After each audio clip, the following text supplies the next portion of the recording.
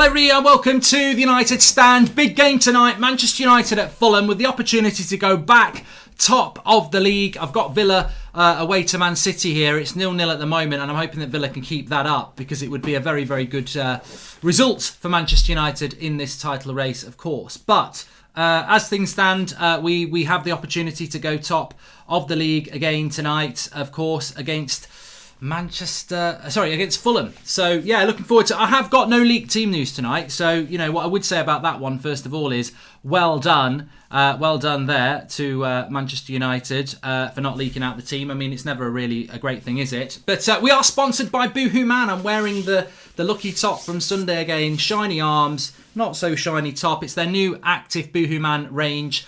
I love this top. I love it, and you can get one yourself. 40% off. Links in the video description. Brand new activewear range from Boohoo Man. Some cracking stuff in there. Link is in the video description. 40% off you can get by using the code UnitedStand. So give it a go. Thank you very much to Boohoo Man. Obviously, I'm modelling it again as per standard. You can get a bit of a close-up look here. The little tag there. Nice little vest. And this one is a hoodie as well. If you're in for all that, but that's a bit high now. Want it a bit there. But looking forward to tonight, says Mark Glover. Yeah, massively. Link in the video description for Boohoo Man. 40% off. United Stand code, which is there below. Yeah, I'm really looking forward to it. Really looking forward to this match tonight. I have got no leaked team news tonight, so that's the team that we basically said from the preview.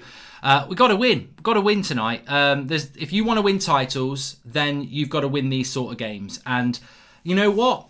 I'm looking at Villa against Man City, and they're doing a good job at the moment. I mean, typically Manchester City will, of course, win, but Villa are giving a good game of it themselves at the moment, and I would hope that here's the goal. Foden. Oh, what a block. Great block by Matty Cash. I never do this. Can you call Callum Rogers a prat? Says Ethex18. You're a prat, Callum Rogers, apparently. But yes, wait, is Declan Rice and Ings coming to United? Says Wolfpack. If you know, you know. I don't know. So yes. Apparently it's Fred and Pogba with Greenwood, Cavani and Martial and Shaw, says Trobby. Well, I'd like that. I'd be very happy with that. I really would. I think that would be great. Can we please... We're going for 960,000 subscribers tonight as well. I'll tell you what, I'm getting very excited about, I'm not the number I'm not going to talk about actually. 960,000, so please subscribe, bottom right-hand corner for that one. Have you seen Gary Neville, Sky Sports' latest video on how Man United make the next step, says Jin. Yeah, but Gary Neville's opinion's no better than your opinion on it, is it really? You know, I liked what Paul Scholes said a couple of weeks ago about Fofana, but we can't get Fofana. I think what Gary Neville, I haven't heard what he said, but I heard what he said on Monday, and it's what many of you have been saying for months. We need a really good top-class centre-back. We desperately need a right winger who can create things, and another midfielder would be nice. And we know the players that United would like. You know, Grealish, Rice, Sancho, Upamecano. These are all players that United wouldn't mind getting their hands on. So, you know, thank you for the super chat, super sticker there, says from Jay Gill. Thank you. You can do your super chats through the $sign, of course. Van Der Beek, free Van Der Beek, Kevin McCormack. Leaked team news, Bay and Van Der Beek start, says Daps. I wouldn't believe any of these leaked team newses if I was honest with you. Because Paul Pogba and Mason Greenwood are starting for Manchester United against Fulham tonight, is what we're hearing. So I would take that as a standard that is probably happening. Let's have a quick look. I can find out a little bit of news for you here. So apparently Greenwood and Pogba are starting, and Bay and Cavani both start. Okay, so that's quite interesting. Bay, Cavani, Greenwood, Pogba confirmed starters. So that wouldn't change our team much, would it? We have got Rashford. So I would imagine Marcus Rashford might not play and Mason Greenwood would play. So I think this is a game to win. So I don't know that I would... I don't know what I would think about that. Is it possible to do a watch along? No, it's Eamon. It's not possible to do that. You're a legend, Abdullah A. Thank you very much for that. And I would say Martial might be bench. Is Telles confirmed? No. And love the show, mate. Do you think he will start Lindelof? Says Mark Suter. It's 0-0 in the game between Manchester City and Villa. It's a Fred and Pogba double pivot, says Hugh Jordan, and I wouldn't mind that. I wouldn't mind that at all. I wouldn't mind that at all, Hugh Jordan. I really wouldn't. I think that would be quite nice to see that, Pogba and Fred. I think it's a double pivot that can work, and I would like us to move away a little bit from the Matic and Pogba or McFred. I think, there are combinations. I think maybe Matic and McTominay might work quite well. I certainly think Fred and Pogba can work well. Thanks for the sticker, JK. Mark, just wondering, are you selling your hairline to Stuart Bates? I don't even know what that means, Stuart. So if it's meant to be funny, maybe some people will find it funny, but I don't know what it means. So I can't really say what you're talking about there. But thank you for the super chat anyway. Much appreciated in these times that we live in. But looking like Greenwood and Cavani are going to start. And also Paul Pogba as well. Bailly, Cavani, Greenwood and Pogba confirmed starters. That's all we know at the moment in relation to that. Are you leaving the United stand, says Asher Tush. A lot of this is going around at the moment, and some of it's come from a throwaway comment when I was playing FIFA. However, I will be addressing this tomorrow on Going for Goldbridge. I've got a video coming out tomorrow. The title will be Leaving the United Stand ? Next to it. It's not clickbaity. I'm not going anywhere soon or anything like that. I'm not trying to get people to watch it for that reason. I'm addressing a lot of things that have sort of been going through my head through lockdown, future plans, what I see, this, that and the other. If you're interested in that, it will be on my channel tomorrow and I will point you in the right direction. You got the team bang on, but I think Martial has been dropped instead of Rashford for Greenwood, says Dipak Singh. I would expect that to be correct as well, Dipak. Welcome to the Members Club, Vinu. Thank you very much. If Everton win their next game, they go above Liverpool, says Wolfpack. I think there are matches tonight, of course. Hi, Mark. What on earth is happening with Van Der Beek, says Jack Bridger. Well, he's just not being picked at the moment, mate. And I'd be very, very surprised. He's not going to start tonight. He will not start tonight. I don't know why people would expect that to be the case. He won't start the match tonight.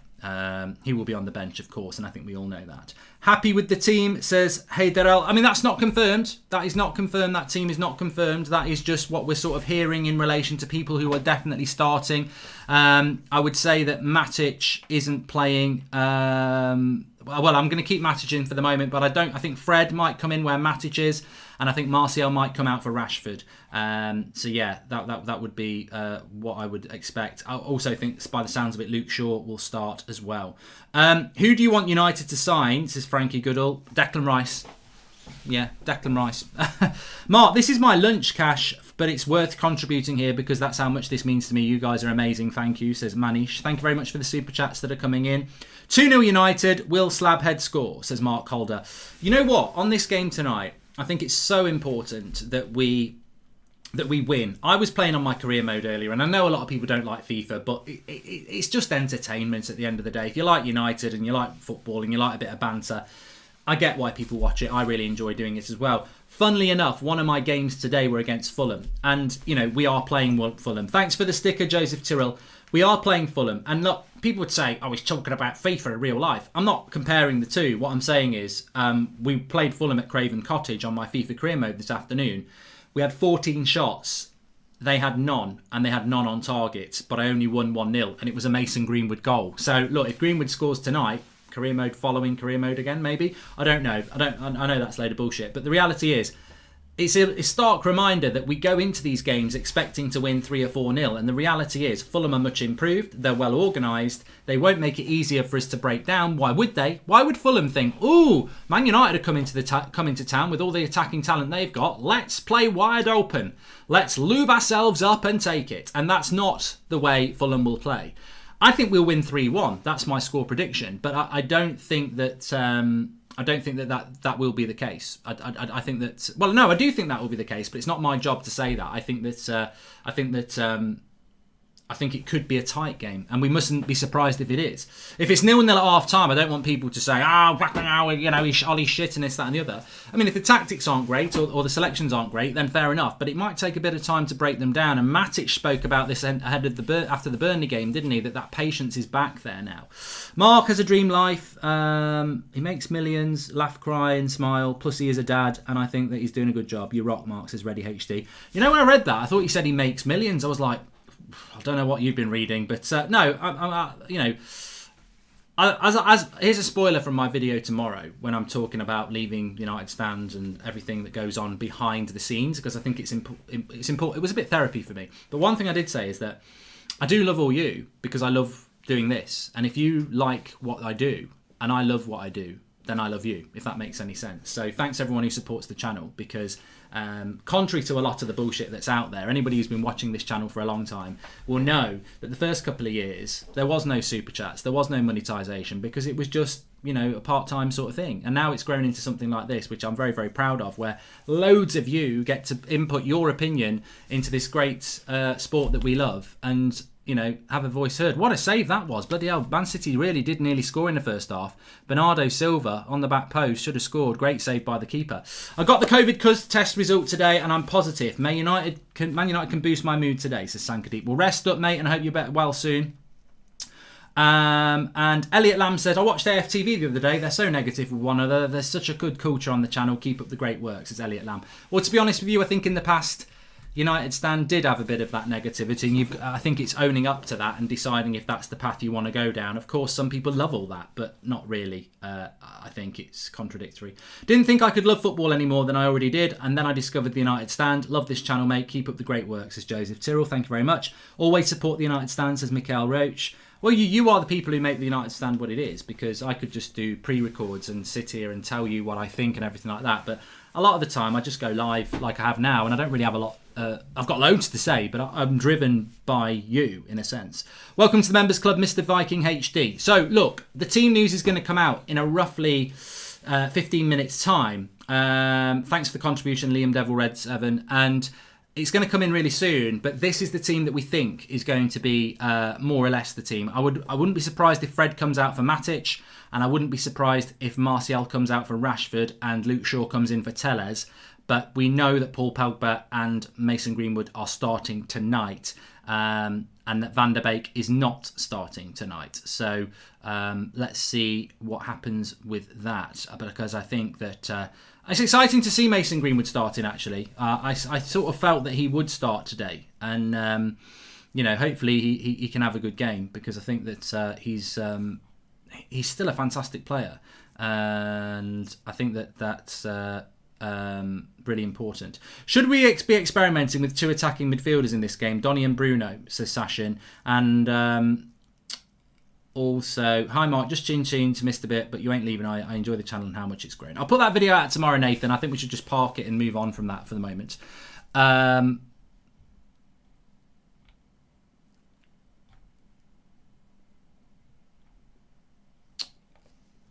Good afternoon, Mark. What's your score prediction for tonight, says Benjamin. I've gone 3-1 to Manchester United. And we've got to win. Welcome to the Members Club, Connor Franks, by the way. Yeah, we've got to win. Tom King as well. Welcome to the Members Club. Thank you very much for joining. Get your little badge next to your name. Make sure you download your audio gifts for your socials as well that you get. I think that these games, when you draw to Liverpool, I think that's a good result, the draw to Liverpool. The longer we move away from it and take the emotion out of the game and the fact that, maybe Pogba and Bruno should have scored, the more I think, well, that was a good result. We were talking before that Liverpool game about how a draw would be a good result. And some people were saying, I'll take a draw right now. That result's a good result if we beat Fulham and Sheffield United. So we've got to win today. If, buts, maybes, are we in a title race? Aren't we in a title race? We are in a title race. That's the bottom line at the moment. I've always said we're in a title race. Well, I haven't always said it, but over the last couple of weeks I've said we're in a title race. But we're only in a title race for as long as we put ourselves in a title race. And I think if you don't beat Fulham tonight, you sort of put yourself out of one. Not technically, but I think if you draw with Liverpool at Anfield, you've got to win your next game. You've got to go and win your next game, because there's not going to be a game as hard as that. And people say, well, what if you're at home to Arsenal or Spurs? You still got to go and win it. If a draw against Liverpool at Anfield is a great result if you follow it up with wins. And, if you're going to play a certain way against Liverpool at Anfield, and we did play defensive, and I don't mind that. You can't play that way against Fulham. You've got to go and win the game. Thanks for the super chat, Nate Howard. So, look, pressure's on in a certain sense. And I was saying this afternoon. I'm I'm, in a funny way, I'm as excited about this game tonight as I was excited about the Liverpool game on Sunday, because every game's exciting at the moment when you're in the situation that we are in, and every game's a cup final. And and the players will feel the same, and the players will feel they dropped points against Liverpool, even though they probably really didn't. So how the players react tonight, really important, and the players will be treating it like a cup final. I am, and I think everyone's got to do that. Would love to see Axel get the start tonight, Mark, says Zach Jones. And welcome to the Members Club, Andrew's Gaming. Thank you very much for joining. So, yeah, I mean, from what we're hearing, Eric Bailly is starting, and Cavani is starting, Pogba is starting, and who was the other one? Mason Greenwood is starting as well. So, good news in relation to those. Good news in relation to Eric Bailly. I predicted that Eric Bailly would start tonight, but it wouldn't have surprised me if he'd started Lindelof. Top 5 defences in the Premier League this season, Mark, says Kuchi Mane. No, I'm not. I don't want to talk about that sort of stuff on the United Stand, because we're a Manchester United channel. And to be honest with you, I'm not being rude, but I just can't be asked to think about who's got the top 5 defences and debate it when we're talking about Manchester United. I think Man City have got the best defence at the moment, and argue amongst yourself about the rest of them. Spoiler alert, if you were leaving the United Stand, you'd announce it on the United Stand first rather than announcing it on your personal page, says Compilation Central. Yes. Hey Mark, what are your score predictions? Mine's 3-1 United. By the way, loving the channel every single bit, says Kulwant. Yep, same prediction as you, Kulwant. I've gone 3-1. I'm fairly new but love the channel and think you're great. Bruno will sit everyone down tonight, says Daniel Kirk. I'm really hoping Bruno does start tonight, because I think these are the sort of games where Bruno thrives. Haters will say he thrives because he's playing against lesser opposition. Well, it's funny how we played against Watford and loads of our players didn't thrive, did they? And that's a championship side. So you're playing Premier League sides. I didn't see Mason Mount or Kai Havertz or anybody thrive against Fulham at the weekend. I didn't see Son and Kane thrive when they drew against Fulham. I didn't see Salah, Mane thrive when they drew against Fulham as well. So, all this bullshit that Bruno only performs against the lesser sides. Well, why do the bigger sides not perform against the lesser sides that Bruno performs against? For me, it's a very easy situation. And Ollie was very defensive of Bruno as well yesterday, which is the main thing. We don't play in a way to allow Bruno to blossom when we play against the top 3 or 4 sides. Tonight, we'll see a different side. I meant to say Donnie Van Der Beek needs to start tonight, says Nate. Such a waste of a purchase. If you're going to spend what you spent on him, he should get minutes. Without penalties, Rashford has more goals assists domestically per 90 than Neymar this season. Lad deserves more respect. Keep up the good work, says Joe Richards.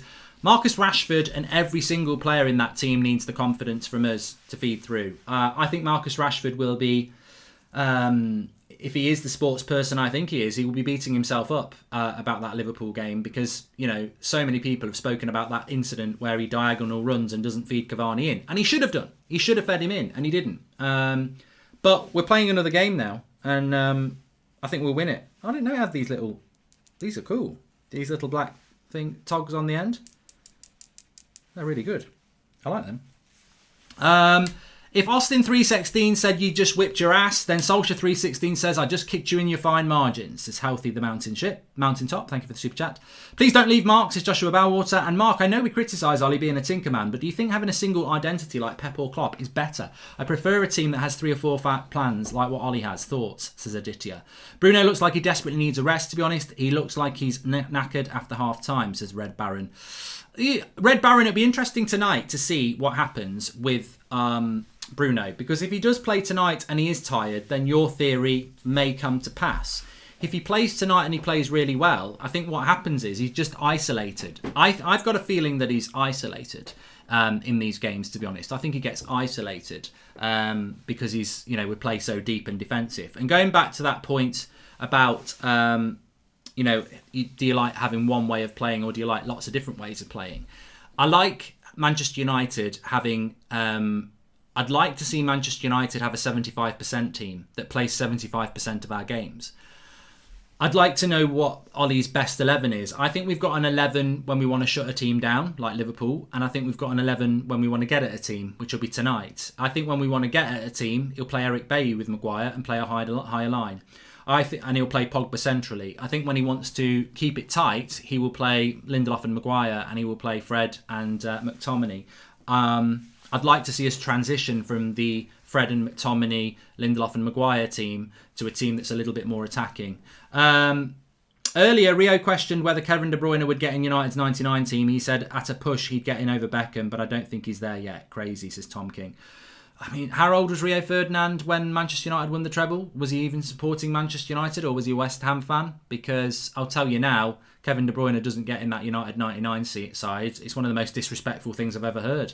It's bloody ridiculous. You know what it is? Modernistas trying to fit players in because it's fashionable to do it.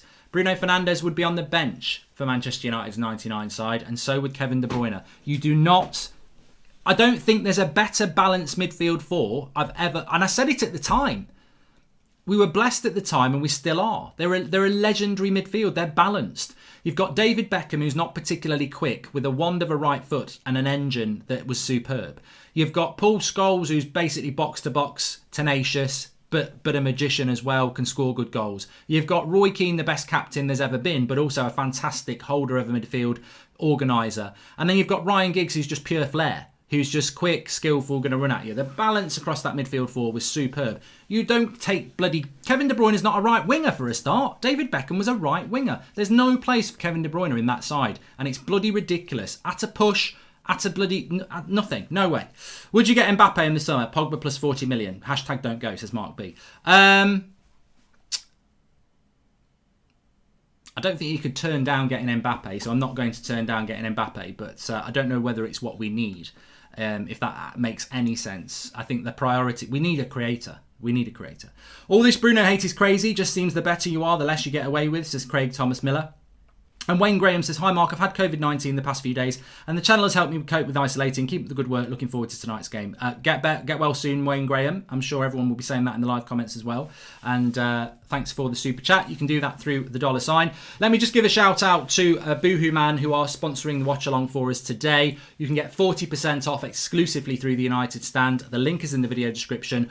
All you've got to do is you get your stuff and you download, you get your stuff, and in the checkout, you use the code United Stand. They've got a brand new active range, of which I'm wearing at the moment. I really like it. I really like this top. It's the second time I've worn it, actually, and I've got some other items to wear, but I always wear this one because I like it the best. Links in the video description for that. Beckham was robbed of a Ballon d'Or that season for finishing second, and Rivaldo won it while Beckham knocked him out in a group stage. Beckham deserves respect. Spot on, Barry Haynes. I always defend Beckham and Keane. You know, Beckham and Keane were my two favourite players at United throughout that era. Beckham and Keane were my favourite two players. You know me. I don't go and say, you know, Fred and... I don't go for workman-like players. I go for the flair players. You know my favourite players are people like Rashford, Martial, Bruno. My favourite players were Roy Keane and Beckham. That should be a hint to anybody who doesn't know what that time was like. That they weren't just workaholics. That they actually were very, very good players. So, you know, Beckham and Keane, everyone says Beckham was just a model and Roy Keane was just a, you know, angry Mark Noble. It's nonsense. They were really, really good players. Really good players. Giggs was a workhorse too, Joe. He was. But what I'm saying is, when you look at their attacking attributes, Beckham was more cultured and creative, and his work rate was more than anybody else. Giggs was a flair player, and he did work. Because you had to work in that team, of course you did. But Giggs was the flair, the skill, the taking on of the players. Van Der Beek is a 10 and nothing else, Mark, says James Frogley. Whatever. And... Fred Pogba Fernandes says Fearless Offend. Yeah, we're still getting updates on this team at the moment. Zed Jamie, I'll give him a shout out here. He says the starting 11 is De Gea, Wan-Bissaka, Bailly, Maguire, Shaw, Fred, Pogba, Fernandes, Martial, Cavani, Greenwood. So we'll update that based on Zed Jamie, and we are 7 minutes early if this is correct. So this is apparently the team to play tonight. Remember, 3 of those players are on a yellow card. So Luke Shaw is there. There's no place for Matic. I'm quite excited by this team. If this is the team, and I've just dropped Fred in there as well, I'm very happy with this team. I know, and that is the team, isn't it? So De Gea in goal, Bailly and Maguire, Luke Shaw and Wan-Bissaka, Fred and Pogba, Bruno in there, Martial off the left, Greenwood off the right, and Cavani down the middle. I think Rashford needs a rest, and some would say after Sunday 100% needs a rest. Robert Anderson says, I love the look of this team as well. I like the look of this team. I think it's got a lot of... It's got a lot of tenacity, flair. I like it. Pace. It's a good team. Mark, can you give a shout out to all the Reds at British Gas fighting against fire and rehire? United, the only thing keeping me positive just now, says Rusty. Big shout out to the British Gas Reds. And Mark, just tuned in. What are your thoughts on Bruno missing out on the Team of the Year? Says Dayan. The United stand misses out on awards every year because certain awards won't acknowledge us, and they put other outlets in there who are tiny compared to us and shit. I wouldn't worry about it if I was Bruno. Joshua Radford says, Mark, if you could ask Ollie a question and he has to answer, what would you ask him? Says Joshua Radford. Well, the first one that comes to my mind, and you know, it's not really, it probably isn't the question. I think that I would say, you know, what's going on with Van Der Beek, but there's a load of other questions as well. Did you expect to get Sancho? Did you want a centre back in the summer? Are the board shit when it comes to transfers? And he's got to answer it honestly. If you are leaving this channel, so am I. I need a commentary during these watch-alongs, says Simon Nami. There's a video coming out tomorrow. Don't stress. It explains everything. It's nothing to worry about. If you want to watch it, check it out. What a bit of skill here. Oh, he's on his own. Don't hit it. Oh, he was all in his own. Number 15 there for Villa. Traore. But could have been a chance. Could have been a chance. Yeah, Scholes never used to get in there when Gerrard played. It doesn't matter. Look at the Premier League medals exactly.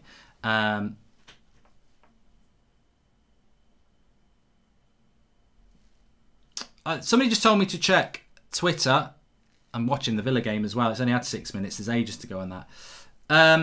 There's nothing major to be worrying about that at the moment. But the United team looks like it's out. Got another update here as well. Ahmed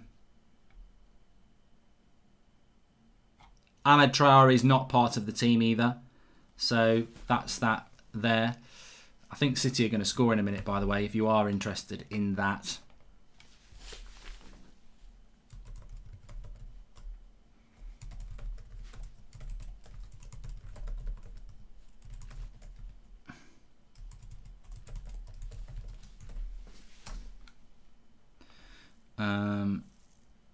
Let's get that tweet out as well. Please subscribe, by the way, bottom right hand corner. That's something I was going to say, because we are very close to, well, we're trying to hit 760,000 today.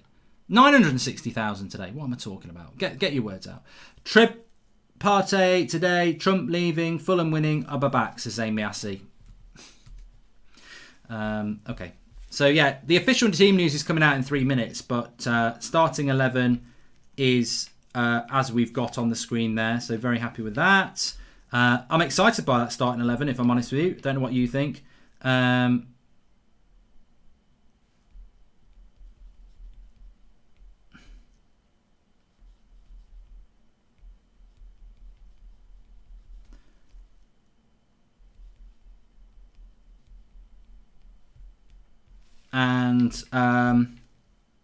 Bay and Cavani start tonight as well. City just hit the bar. They did. I hope they keep it in the bar. Greenwood should not be playing right back, says Alex. I don't think he is playing at right back. I don't think he is. Maria Treadway, says Alex. Big shout out to the moderators. Zane, you're a prat, says Paul, not nice. Don't. It will just start off. Don't call Zane a prat. He'll take the bait. So we're currently on 959,200. So bottom right hand corner to subscribe. Get involved with the channel. We're live every night at 8 o'clock. Live for every game, of course. Transfer news. Morning show every morning at 10 o'clock. So get involved with the channel. Subscribe bottom right hand corner. That's good. Looks like Ollie's watching. I'm just very happy that Eric Bailly is starting. I think that was really important tonight. Going into this game, really important that Eric Bailly starts, because it just makes us play that little bit higher up the pitch, and I think that's really, really important when you're playing a game like this. You want to get on the front foot, and I tell you what, if Fred and Pogba work well together, I'm very, very happy that Paul Pogba's playing central. So that's really positive as far as I'm concerned. And I think that as long as we do that and Pogba plays well, then that pressure is on there as well in relation to Solskjaer and continually picking the right sort of team as well. Is that the team, says Charlie Harris? I believe it is. We'll have the official team and the subs coming through any minute. You always get the team beforehand. Has your guy not got the lotto numbers? Is that why you're leaving the channel? Big lotto win on the way, says Lalana's in pyjamas. And we've done all right, actually, for early team news over the last few games. I think the Liverpool game, I just got a bit excited and put it out there. But I do feel a little bit guilty about it because it's like realistically you are giving the opposition a bit of an advantage, aren't you? But it's still 0-0 in the Man City Villa game. I've got it on the telly there, so I'll give you updates when it's happening. There is no starting place for Donnie Van Der Beek, of course. I don't think anybody actually expected that. A lot of people saying that we should have rested Bruno today. I don't actually agree with that. I don't think we should have rested Bruno today. I think we should. I don't. Mark, do you think a Rice, Van der Beek, Bruno could work next season? Greetings from Zurich and all the best to you, Mark, in this hard times in the UK, says Philip Dux. Thank you very much for the super chat there. Right, let me get you the substitutions because the team has been confirmed as the team on the screen. So that's encouraging. Okay, yeah, so it is De Gea, Bailly, Maguire, Pogba, Cavani, Martial, Greenwood, Fred, Bruno Fernandes, Shaw, Wan-Bissaka. Very, very, very, very happy with that team. I've got to say, I'm really happy with it. In fact, I'm so happy I'm going to do a zoom shot. I'm really happy! So yeah, I'm very, very happy with that team. The substitutes are Henderson, Telles, Twansebi, James, Mata, Matic, McTominay, Van der Beek, Rashford. And I think what we're seeing here is that Victor Lindelof isn't actually fit, is he? He's not going to be fit this season, Victor Lindelof. And he's not fit. He's going to play a game and then need a rest. And I've heard this before about Victor Lindelof, that the injury he's got to his back is not one that's going to go away with a couple of weeks rest. He needs to get proper rest, which they can't give him. So it's a game on, a game off. But this can only be a good thing for us, the viewer, because do you want Maguire and Lindelof to get picked every week, or would you rather Lindelof plays one game and Bailly plays the other? And I think that's what we're seeing at the moment. We've got Fredba, Pog Red. Doesn't really work. But we've got Fred and Pogba in the midfield. Really excited to see that. I think against a team like Fulham, we've got real... This is the midfield we played against Sevilla, and we've never really played it again. And I'm really excited that Ole Gunnar Solskjaer has gone with that midfield of Fred, Pogba and Bruno, because I think we're just going to see the ball pinging around very, very quickly. I think we're going to see a different sort of Manchester United than what we're used to with Matic or McTominay playing. And remember, I've got nothing against Matic and I've got Matici. Man, what's your problem with Matici, Goldbridge? Kariki, he doesn't like Matici. I don't mind Matic, I don't mind McTominay, but what we have is we always have Fred with McTominay or Matic with Pogba. And the issue you've got with that is that De Bruyne has just gone off for Man City. I don't know whether that's an injury.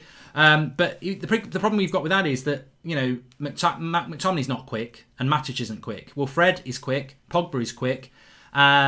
And obviously Bruno is as well in relation to on the ball. So I think that's going to be good. Luke Shaw's playing really well at the moment. I probably would have thought Telles would play. But remember, we have got Luke Shaw, Harry Maguire and Bruno on yellow cards. If they get a yellow card, they don't play against Sheffield United. So maybe that's when Telles or Van der Beek or Bailly will play. There's also the weekend game against Liverpool as well. Mark, that is without doubt our best team. This is the team we need to start transitioning to in order to be more dominant in games. Interesting from GTJ. Do you agree with that? Frogba, says Steve-O Atherton. I like it. And Villa nearly conceding there, but don't. City are all over them at the moment. Frogba, says Ash G. Would you take Odegaard in a Pogba switch? Says Lord Andre 87. I want money for Pogba, to be honest with you. I do. I mean, I don't know whether I think that if this is the case with Lindelof's injury, could it be that Rashford suffered a very similar injury, so that's why he hasn't been playing the same, says Gabriel Noel. And hi, Mark, can you say, Ashley Coolman, you're a prat, says T36. Ashley, you've been called out there. But what I wanted to say is that, look, Marcus Rashford's a fantastic player for Manchester United. He's on the bench today. He didn't play well against Liverpool, and he probably needs a bit of a rest. And I think Ole Gunnar Solskjaer has done the right thing there. But I will not, because I know there's people out there that don't like Marcus Rashford, and they'll see this as their chance to say, this is it, bro. Rashford shouldn't be playing, bro, and all that crap. And people will be saying, Rashford shouldn't be being played. He's not good enough too.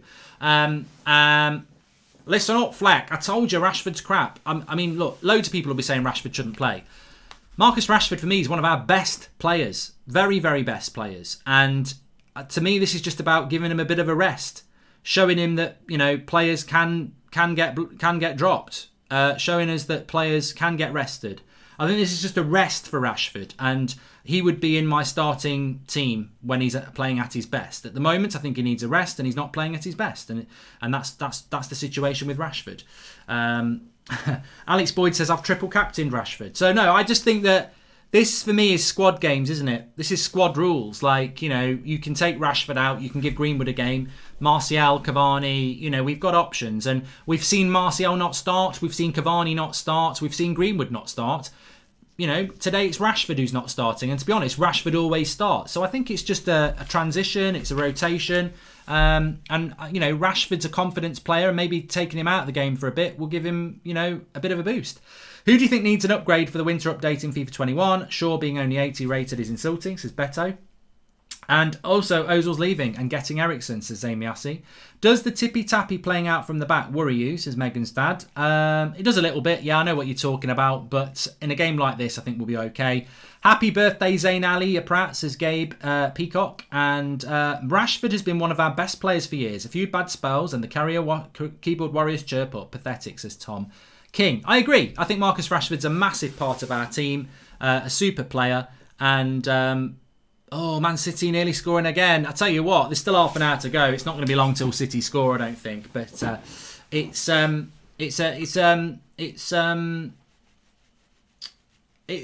probably more relevant to talk about Donnie Van Der Beek for a moment, because I can see people talking about Van Der Beek in the live comments, and I think Donnie Van Der Beek is very unlucky, and I think that. But I never expected him to play. I like Van Der Beek, but I never put him in the team. I knew he wouldn't play today. I knew Bruno had to play him this game because you've got to win. And I think what people don't understand is, let's rest Bruno and play Donny. We're playing Fulham, who've drawn 5 of their last 6 games, who don't concede many goals, away from home, and we need to win to go top of the table. This is not Torquay United in the Carabao Cup. This is Fulham in the Premier League, and we need to win. So if you can take Bruno off at 2-0 with half an hour to go and get Donny on, I hope that happens. But we can't not play our most influential player. We can't do that. So I totally agree with him playing. I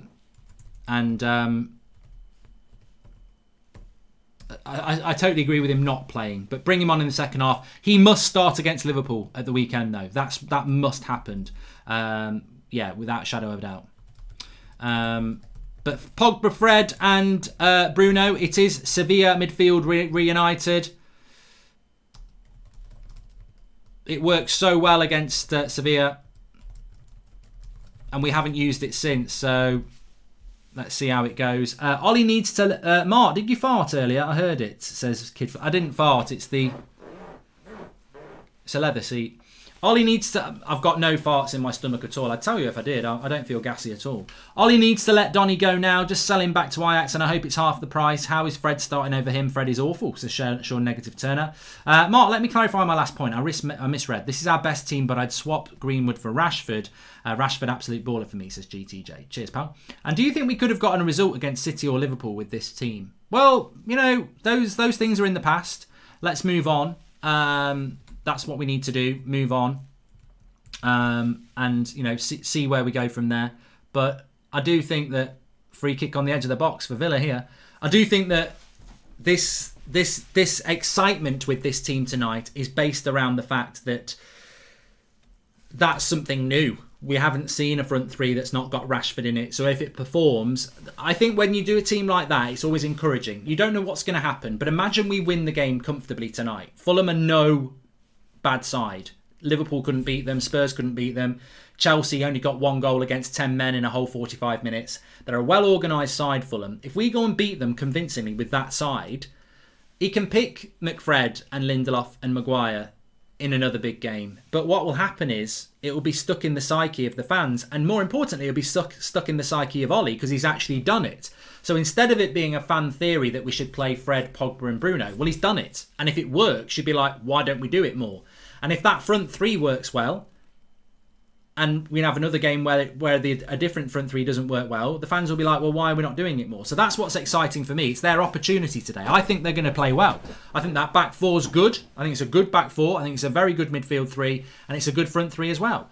Hi, Mark. Your thoughts on Wazza retirement? I think he's a legend and underappreciated. Great show, says El Rausch. Yeah, we spoke about it before. Wayne Rooney, for me, is a legend of Manchester United. I think he did amazing things for many years. Free kick into the wall from Villa. Hi, Mark. Thank you for helping us get these difficult times. You've been really informative and entertaining and there for us every day. Love you loads, says Giggles. Thanks for the super chat there. Is that the Boohoo Man activewear range? I'm very intrigued, Mark. Tom Curtis. It's almost like I've told you to do a super chat to ask that, but I haven't, and it is the activewear. The link is in the video description. You can get 40% off by using the code UNITEDSTAND on checkout. Link in the video description, and they have got the new Boohoo Man active range. The arms on this are lovely. They're like shiny arms, but it's not that really crappy shiny material. It's hard to explain. Really nice. And then the body isn't shiny, and it is a hoodie as well. You are a Donnie lookalike. Anyway, let's go top again. That's the first time I've been told I'm a Donnie lookalike. Agni. Mark, do you think it was a bit rich coming from Simon Jordan that today saying that Lampard will achieve greater things than Ollie? I'll tell you what, Villa have nearly just scored as well. This game's fantastically open. I still think Man City will win it though.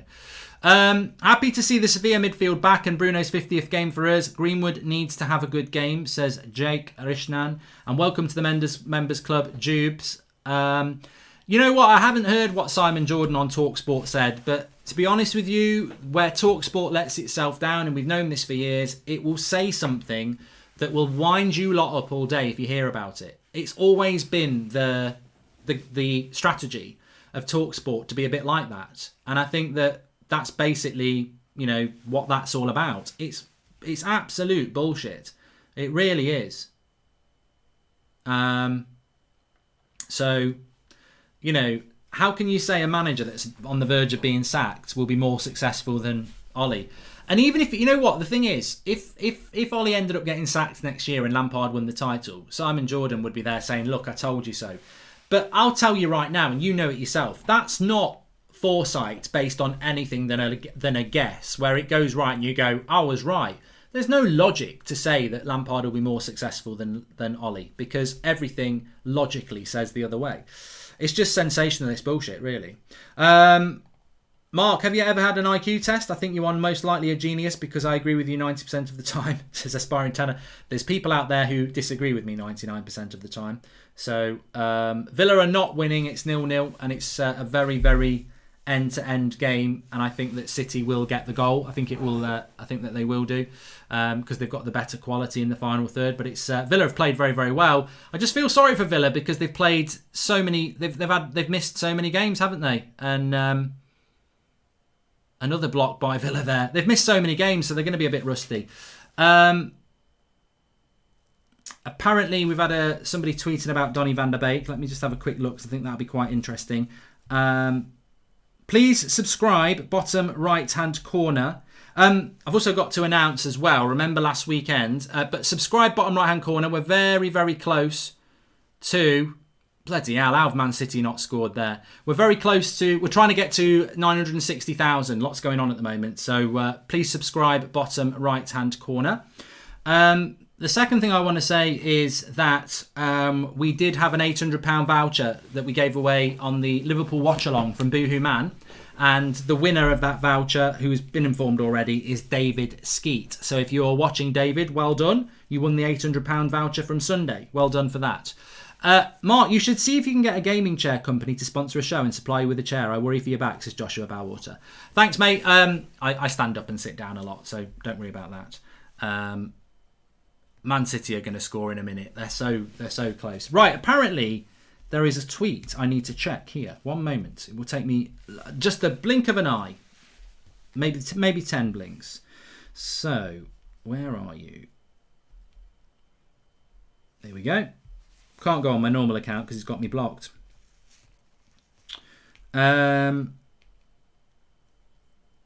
So, Manchester Evening News chief correspondent, chief Manchester United writer for the Manchester Evening News, Samuel Luckhurst, says, suspect a former Dutch player has already piped up about Donnie Van Der Beek. The succinct summary is he wasn't a first-choice target. Solskjaer doesn't trust him to play in a 2 in the league, and he isn't going to oost Fernandes at 10. So, you know, that's it, isn't it? He wasn't a first-choice target. Which is the worst thing.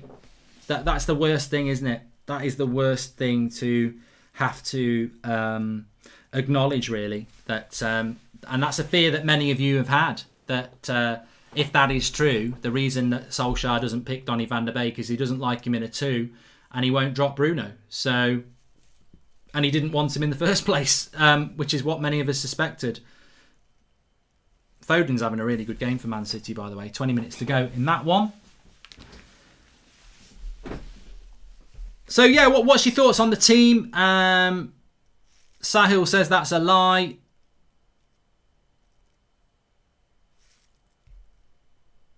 Please subscribe, bottom right-hand corner, by the way. And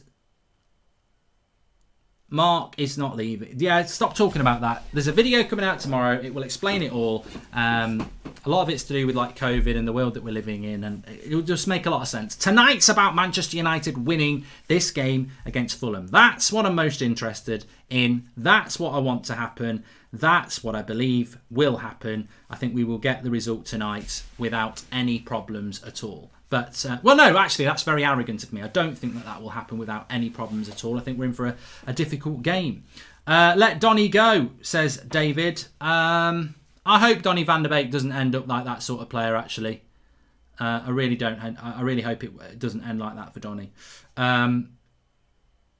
Martinez is a very good player. You know, I think if Arsenal didn't have Leno, he could have been their goalkeeper. But obviously they're happier with Leno. I've got the lucky pyjama bottoms on, yes.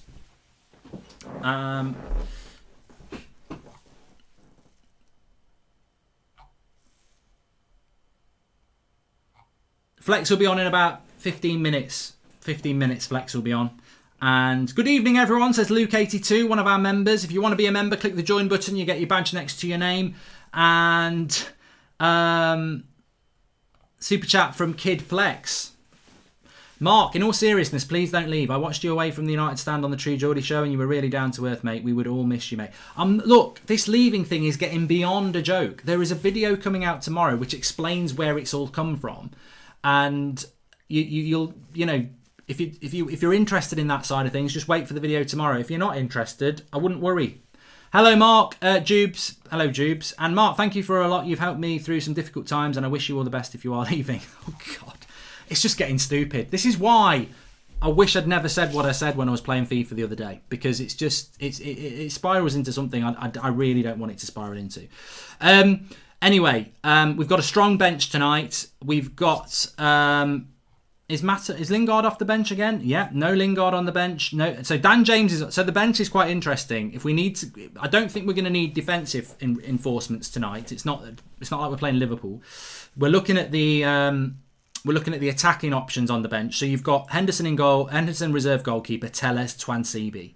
But then you've got Dan James, Juan Mata, Matic and McTominay, don't want to use them really. Van Der Beek, Rashford. So the attacking options, no Jesse Lingard again.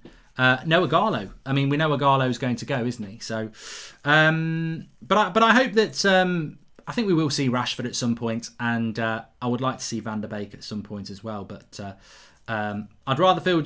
Okay. Today is Bruno's 50th appearance, says Rishab, which I think is interesting, isn't it? 50th appearance, and I think Bruno will score or get an assist tonight. But you know what I'm really looking forward to tonight. I mean, I trust Eric Bailly, so I'm not like saying he's got to have a big game. I know what you're going to get with Eric Bailly. We'll play a high line. He'll be combative. He'll put his body on the line. So I think Eric Bailly will do that. Thanks for the super chat, Michael Douglas. What does Catherine Zeta-Jones think about you spending your money on a United fan channel? But I think that Eric Bailly will have a good game. Oh, Villa nearly scored. I thought he turned it into his own goal, Diaz. It's absolutely superb. It would have been a bloody tap-in for Villa on the back post. And I thought, oh my God, this is just brilliant defending. It gets a bit lucky, to be honest, but it stops a tap-in for Villa. Bloody hell, that should have been a goal. That really should have been a goal. But yeah, I think Bay will play well. The player I'm really looking forward to, thanks for the super chat, Mitchell Wetton. The player I'm really looking forward to see is Paul Pogba in that midfield position, because I think Pogba's been getting better and better and better. Oh, bloody brilliant ball by Grealish there, and McGinn just didn't connect with it. Yeah, I think Pogba's been getting better and better and better, but this is the position we want to see Paul Pogba in. Whether he's playing with Fred, whether he's playing with Matic, whoever he's playing with, this is the position that we want to see him playing in. So I'm excited by that. If you leave me now, you take away the biggest part of me. Ooh, Marky, please don't go. Nick P, I love that song. Not with my lyrics in, I just like that. But yeah, Pogba's the player I'm looking forward to seeing. And I hope with Mason Greenwood, what we're going to see with Mason Greenwood tonight is what we know we can see with Mason Greenwood. This season from Mason Greenwood's been really... Oh, and then Man City nearly scoring the same way that Villa nearly scored at the other end. Flicked off and nearly went in, goes for a corner. So I think that with Mason Greenwood, we just want to see that goal, don't we? We want to see that moment from Mason Greenwood, and I think we will. So we want to see that goal. We scored on my FIFA career mode earlier on as well. Breaking news, Chelsea considering Mark Goldbridge as Chelsea coach, says DZ. I tell you what, this Man City-Chelsea game, I'm sure Man City-Villa game, I'm sure some of you are watching it. I would bloody love Man City to drop points, but I've just got this feeling they're going to do what you do when you're in a title race and find a goal. Do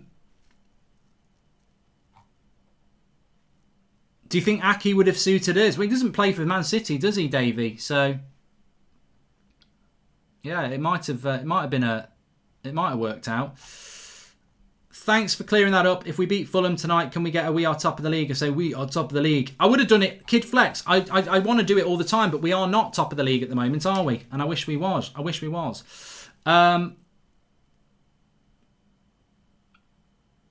How many minutes left in the Villa game, Mark? So about 15 minutes. 50. They'll get a goal, Man City. They'll get a goal because you know what? If they dropped points before we played Fulham, that would be huge for us.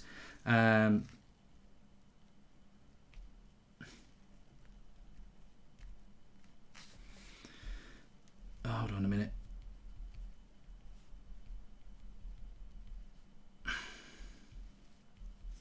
I've had a super chat coming in from... I've had a few, actually. When Robbie Williams left Take That was never the same. Just saying, says Craig Thomas Miller. Switch Greenwood with Rashi, and this is the best 11 for me, says Lee Galdar. I think you're right about that.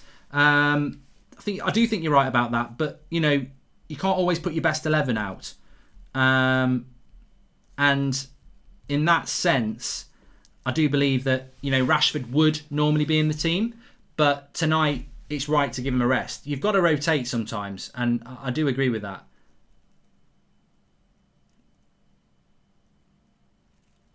And that's a goal for City. A goal for City. I want this to be the match where Mason silences the Jadon Sancho rumours and stakes his spot in the starting 11, says Nate Bennett. Villa felt that there was a foul there, but they've scored a goal. Pep Guardiola. I think they've given it. Hold on a minute. Yeah, they have given it.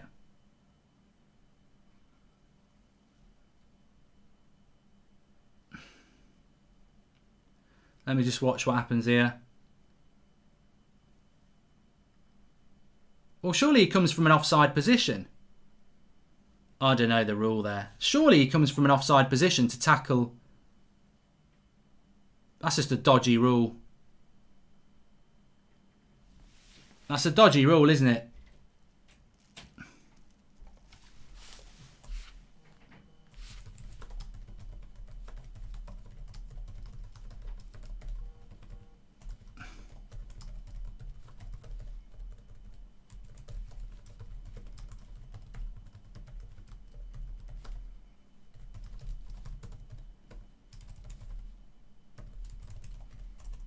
It shouldn't be allowed. Should not be allowed.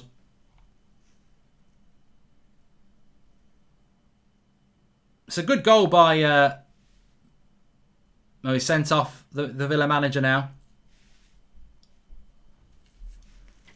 Oh, I don't understand that. I don't understand that at all.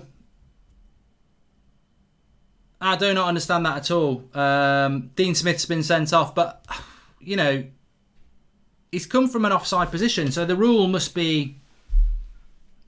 I don't know. I don't get it. I don't get that at all. So Tyrone Mings controls the ball. A City player comes at him from offside. How is he not interfering with play?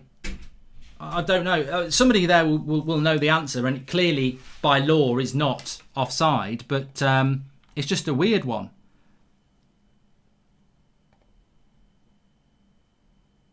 I don't get it.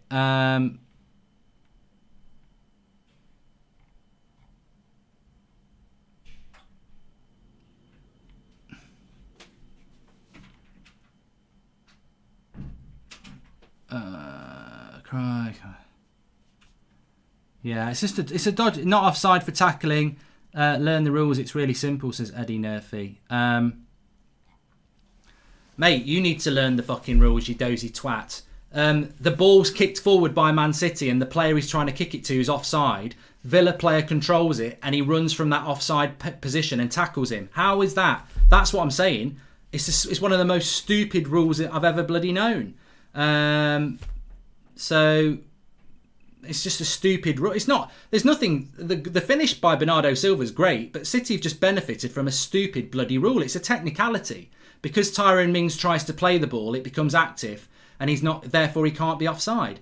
The Man City player plays the ball to somebody who's offside. Tyrone Mings touches it, so therefore that player becomes active and comes from behind him. It's just it's a 1 in a million thing. It's not offside clearly because of the reasons I've just said, but it's a shit rule. But there you go. 1-0 to Manchester City. I think the thing is, I said this would happen anyway. I think it's been an open game. It's been a really good game. But you knew Man City were going to get the goal. And I think that Villa have played the price of just a lack of concentration. And some people said Tyrone Mings would be a good player for oh my God, this ref's shit.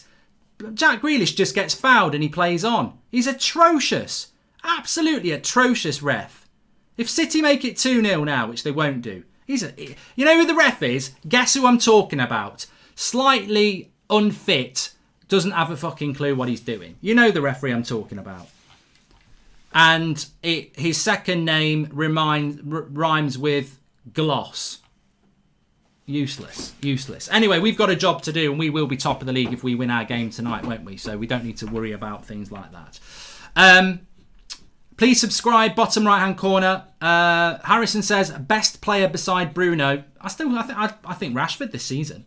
What do you think about Gaelic footballer from Cavan Island, says Connor Martin. And he sadly isn't offside because Mings deliberately played the ball before getting tackled. Says, yeah, look, it's just a shit rule. It's a shit rule because, obviously there's not been an injustice. Technically, well, not even technically, it's a goal. It's just typically lucky in a tight game that City get a goal like that. But they would say you scored with the last kick of the game against Brighton. So I posted a short comeback video on Twitter. Finley Pick says Picknet. And Peter Walton gave his analysis and he agrees with you, says Bodika. BT ref just said it should have been offside, says Dane Greason. So, yeah, interesting, isn't it? Interesting.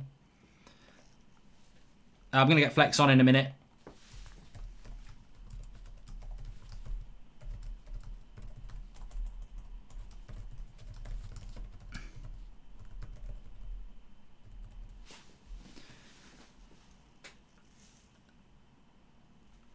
Welcome to the Members Club, Ishmael Iqbal. We've also had another super chat. Thanks for the super chats. You can do that through the $sign. Mark, you can only quit YouTube if Donnie starts 2 Premier League games in a row, says Ross Westbrook. And I don't think we will win the league as much as I want us to, but don't you think that will prove Glazer's point of lack of transfers, says Sam Allen. Well, I said that this morning. I said it this morning, didn't I? There was people last night trying to justify United's shit summer transfer window because Chelsea bought players and they're shit. It's one of the most stupidest pro-Glazer arguments I've ever heard. Like, I've never heard such nonsense in all my life.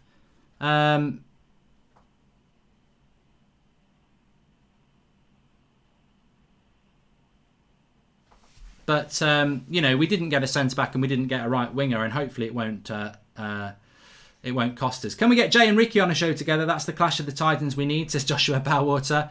Yeah, a lot of people are asking me to sort that out. And thanks for the super chat, Joshua. So we are half an hour away from kickoff. There's about 5 minutes to go in this game. I'm just going to get Flex on, actually, because I've got my eye on this game as well. Abraham no more, says Maria Treadway. Let's go to Discord. Bang. Please subscribe, by the way, bottom right hand corner. We are closing in on 960,000. I mean, look at that. He heads it back. The player's miles offside. I just think that's an awful rule. I really do. I've just seen it back there. The ball's hit forward for a Man City player who's miles offside. Tyrone Mings controls it on his chest, and the City player tackles him. It's one of the worst rules I've ever seen. It's a disgrace. It's an absolute disgrace. I just don't get it. I really don't. But there you go. Please subscribe, bottom right hand corner. Let's see if we can get to 960,000 tonight. And that rule is ridiculous. To me, it's totally offside. I cannot understand it for the life of me. I really don't. But look, you know what? It is what it is. I think there's been an element of cheating there. And that's what I think.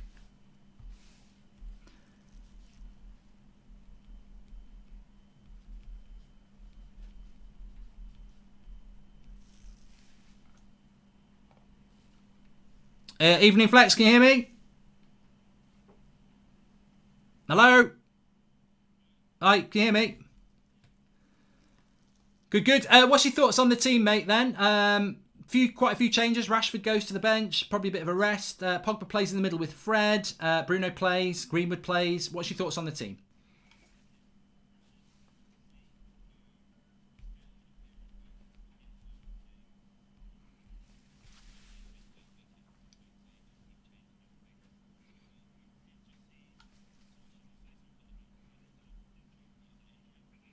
I haven't seen. I was normally when you're on, it's only because you're obviously a bit later today. Normally have a quick look at that.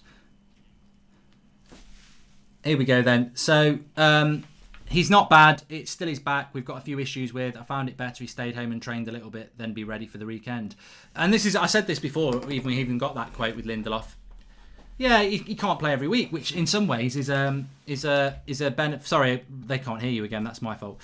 Sorry, you will be able to hear Flex now. So Flex was just talking about Lindelof because Ollie has said that he's not bad. It's still his back. We've got a few issues with. I found it better. He stayed at home, and this Flex is what I was saying, that it's Lindelof's not fit, is he? He can't play every game.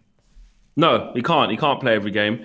It was a bit of a worry. First of all, I was a bit worried that Ollie would just play him and just ruin his back more. Remember when he was on? This all started when he come back from international duty, and the international manager was saying that he has this back issue, and then I was thinking, we done the same with Rashford. Do you know what I mean? We forced him kind of through it, and I want to see us manage it a bit more. And on top of that, we need to manage Eric Bailly too, because he has his own injury worries. So actually, if you think about it, them both being not quite reliable in that sense can actually help both of them, because it's like one plays for a couple of games and the other plays for a couple of games. I think us as fans obviously want it to be just one set, situation, but that isn't what's happening. So I don't mind it. And as for the other changes, it's good to see Fred and Pogba in there finally. Yes, it does depend on the game. Don't get me wrong. I think again, I have to rate Solskjaer for using the right horses for the courses. When we was against Sheffield United, when we was against Burnley, etc. He's putting Pogba in the central area because he knows that we need to create from there. And I like the fact that he's done that. So yeah, and a big game for Mason as well. Big game for Mason. Want to see him get on the score sheet for sure. And good to see Cavani starting from the off as well. And Rashford getting the rest. Yeah, defo. Like it. Villa are going to lose because City have just scored a penalty. I tell you what, I've had my eye on it. I just think that Villa are so unlucky. I mean, they fought really hard. They probably, who knows what would have happened in the last 15 minutes if it had been run through fairly.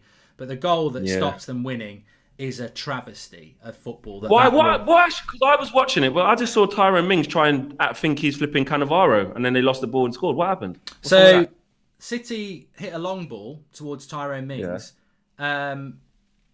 A City player is about 20 metres offside where they're trying to hit the ball to. Tyrone Mings controls it with his chest. The player who's in the offside position tackles him and they go and score. So right. So that's why Dean was going crazy. So technically, I think the rule is, he's not interfering with play as soon as Tyrone Mings touches the ball.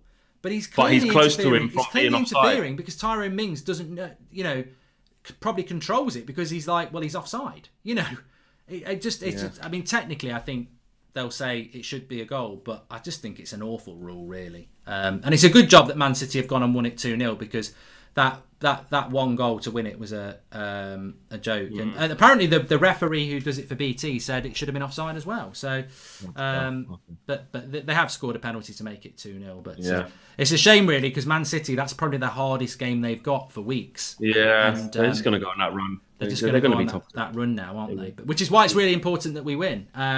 Man City fans are saying we're top of the league. You're not going to be top of the league in 2 hours, so enjoy it, bitches, because we're going to be top of the league in a couple of hours, and I will be singing that again. I'm more motivated and angry about it now than before. So we will be top of the league, and you can talk about your games in hand, but we'll beat you as well, and then you won't have a game in hand. So Villa have been robbed and cheated by the oil merchants as per usual. Surprised John Moss hasn't run over from all the oil running out of his pockets. But it's 2-0 to City anyway in that game, and I feel that Villa have been robbed. But anyway, we can't cry, as people say. We've got to move on. I'm very confident we're going to win this now. Do you think we will win, Flex? Got to be confident. I don't. Fulham, to be fair, they've been well organised. Exactly. I think we're confident in our own team because of the way we're playing, not in an arrogant way. Because Fulham have got it together. They've gone with 5 at the back. They're difficult to beat. I watched them against Chelsea. Watched the whole game, and if that red card incident doesn't happen, I would say they'll probably give Chelsea the smoke. Cavallero missed the chance just before that too. They were giving Chelsea the work. They really were. And I know we're not Chelsea. I know that. And we're better than Chelsea right now. But they are working really hard. They got a point against Liverpool as well there. They're unbeaten apart from when they lost against Chelsea, which was only because of the 10 men I put it down to. They're unbeaten a little while, aren't they? So they've got their act together. Scott Parker's got them playing. He's got them by him in. You've got Lookman on the left-hand side, who can cause you problems, So Wan-Bissaka's got to be on his game there. But I do have a sense of confidence that we'll win if we play how we should do, and I really want us to, because I just felt that after that Liverpool result, there was just so many people on Twitter. That's why I haven't been on there for a couple of days tweeting and stuff. Like, so many fans just like, Ollie's an idiot because he didn't do this. Ollie's not this. The squad's still crap because of this. We're bottle jobs because of this, and bottle job this, and I was like, guys, like, just chill. Like, we're in the conversation. That's all we want to be in. Like, I know that people might say you're accepting mediocrity. No, it's accepting where we haven't been for a long time, and it takes time. And there's a reason why at the beginning of the season, nobody predicted us being in this situation. The most optimistic of fans, the fans who hate Ollie, the rivals, the pundits, nobody, even Ollie himself, probably. No one predicted we'd be in this position, but all of a sudden now we're in it. It's, you're not good enough to be there. You're crap. You're this, you're that, you're this, you're that. So for me, I'm like, just chill. Like, just chill. So yeah, and I really want us to win today to kind of just get back to winning ways. Do you know what I mean? And put that Liverpool thing away. Because if we don't pick up points today, it'll be, this is why we should have went for it in the last little minute of Liverpool and this, that, and the other. Like, I don't really see it like that. I see it as, we could have been a bit more brave, but if we would have scored the chances, then we wouldn't be saying it. So let's just go again and get the win. What do you think about Donnie Van Der Beek not starting? Did you expect that? Actually, there's a comment coming out from Samuel Luckhurst, who's the Manchester Evening News correspondent, saying that Manchester United, he wasn't, Ollie doesn't like him playing in a 2. He's not going to drop Bruno, so he's not going to play, and he wasn't a priority signing anyway. Is that what he said? Bloody hell. I'm not surprised. I ain't surprised he ain't playing. He can't get a game, can he? He can't get a game. So, and when we're in the thick of it in this title race, we know the players that Ollie trusts in most of the games, and unfortunately, Van Der Beek's not part of it. I think whilst we're doing so well though in the league, haven't lost an away game in over a year now. Ollie can always get away with that. It's his decision. Do you know what I mean? We can argue that in the summer, why did we buy him? And you look at Fred though, how long it took him to settle. Sometimes that does happen. So I'm not surprised, but he clearly is never gonna get a game. Really, he might play the odd time here or there, but he ain't gonna be an integral part this season for sure until someone leaves, I reckon. No, I think that might be the way. To be fair, what's the team who's rested? I'll take you back to the screen that's got the team on it, but. Are you happy with that team? I mean, is there anything do you agree with Rashford being... do you think Rashford's rested? Some people seem to think he's dropped. I think it's more about resting and rotation. Could be a bit of both. I think that's the good thing about the position Ollie's in, that because there's so many games, if he doesn't play a player, he can easily just say, just good to keep him fresh for the weekend, big game against Liverpool, FA Cup. Do you know what I mean? So that it could be interpreted one or the other. I think it's a little bit of both. I don't think he's been in great form. Either way, if Martial was on the bench, don't get me wrong, he plays more intelligently, looks after the ball. But in terms of in front of goal, he's out of form too. Our whole front line's out of form. We ain't really been scoring any goals. Mason Greenwood's out of form. So I wouldn't look at it like, sit down, Rashford's on the bench now. Look, he told you he's been playing shit, he needs a rest. No.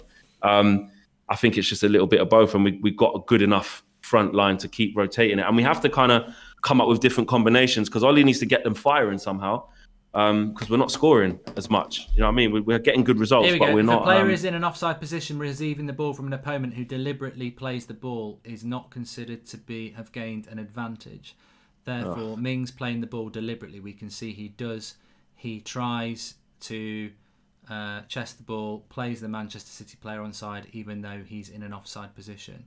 So it's technicality. The goal should stand, and just to make me clarify that, he wasn't gaining an advantage by where he was. It looked quite a good advantage to me being where it was, but that's the law. That's the law. So it's the law. That's what I mean. VAR have gone with the law. It's a shit. Yeah. Which is exactly what I tweeted at the time. I said City have benefited from what has always been a shit law. It is a shit law, to be honest. But City have it's an advantage. There you go. They are lucky because that situation wouldn't happen in most games. He comes from an offside position, Mings touches it, he comes behind him, Mings doesn't know there, and they benefit from it. But the law technically is that it wasn't. There you go. Sorry to interject there. What were you saying? Sorry. Yeah, I can't even remember now. I actually can't remember what I was saying.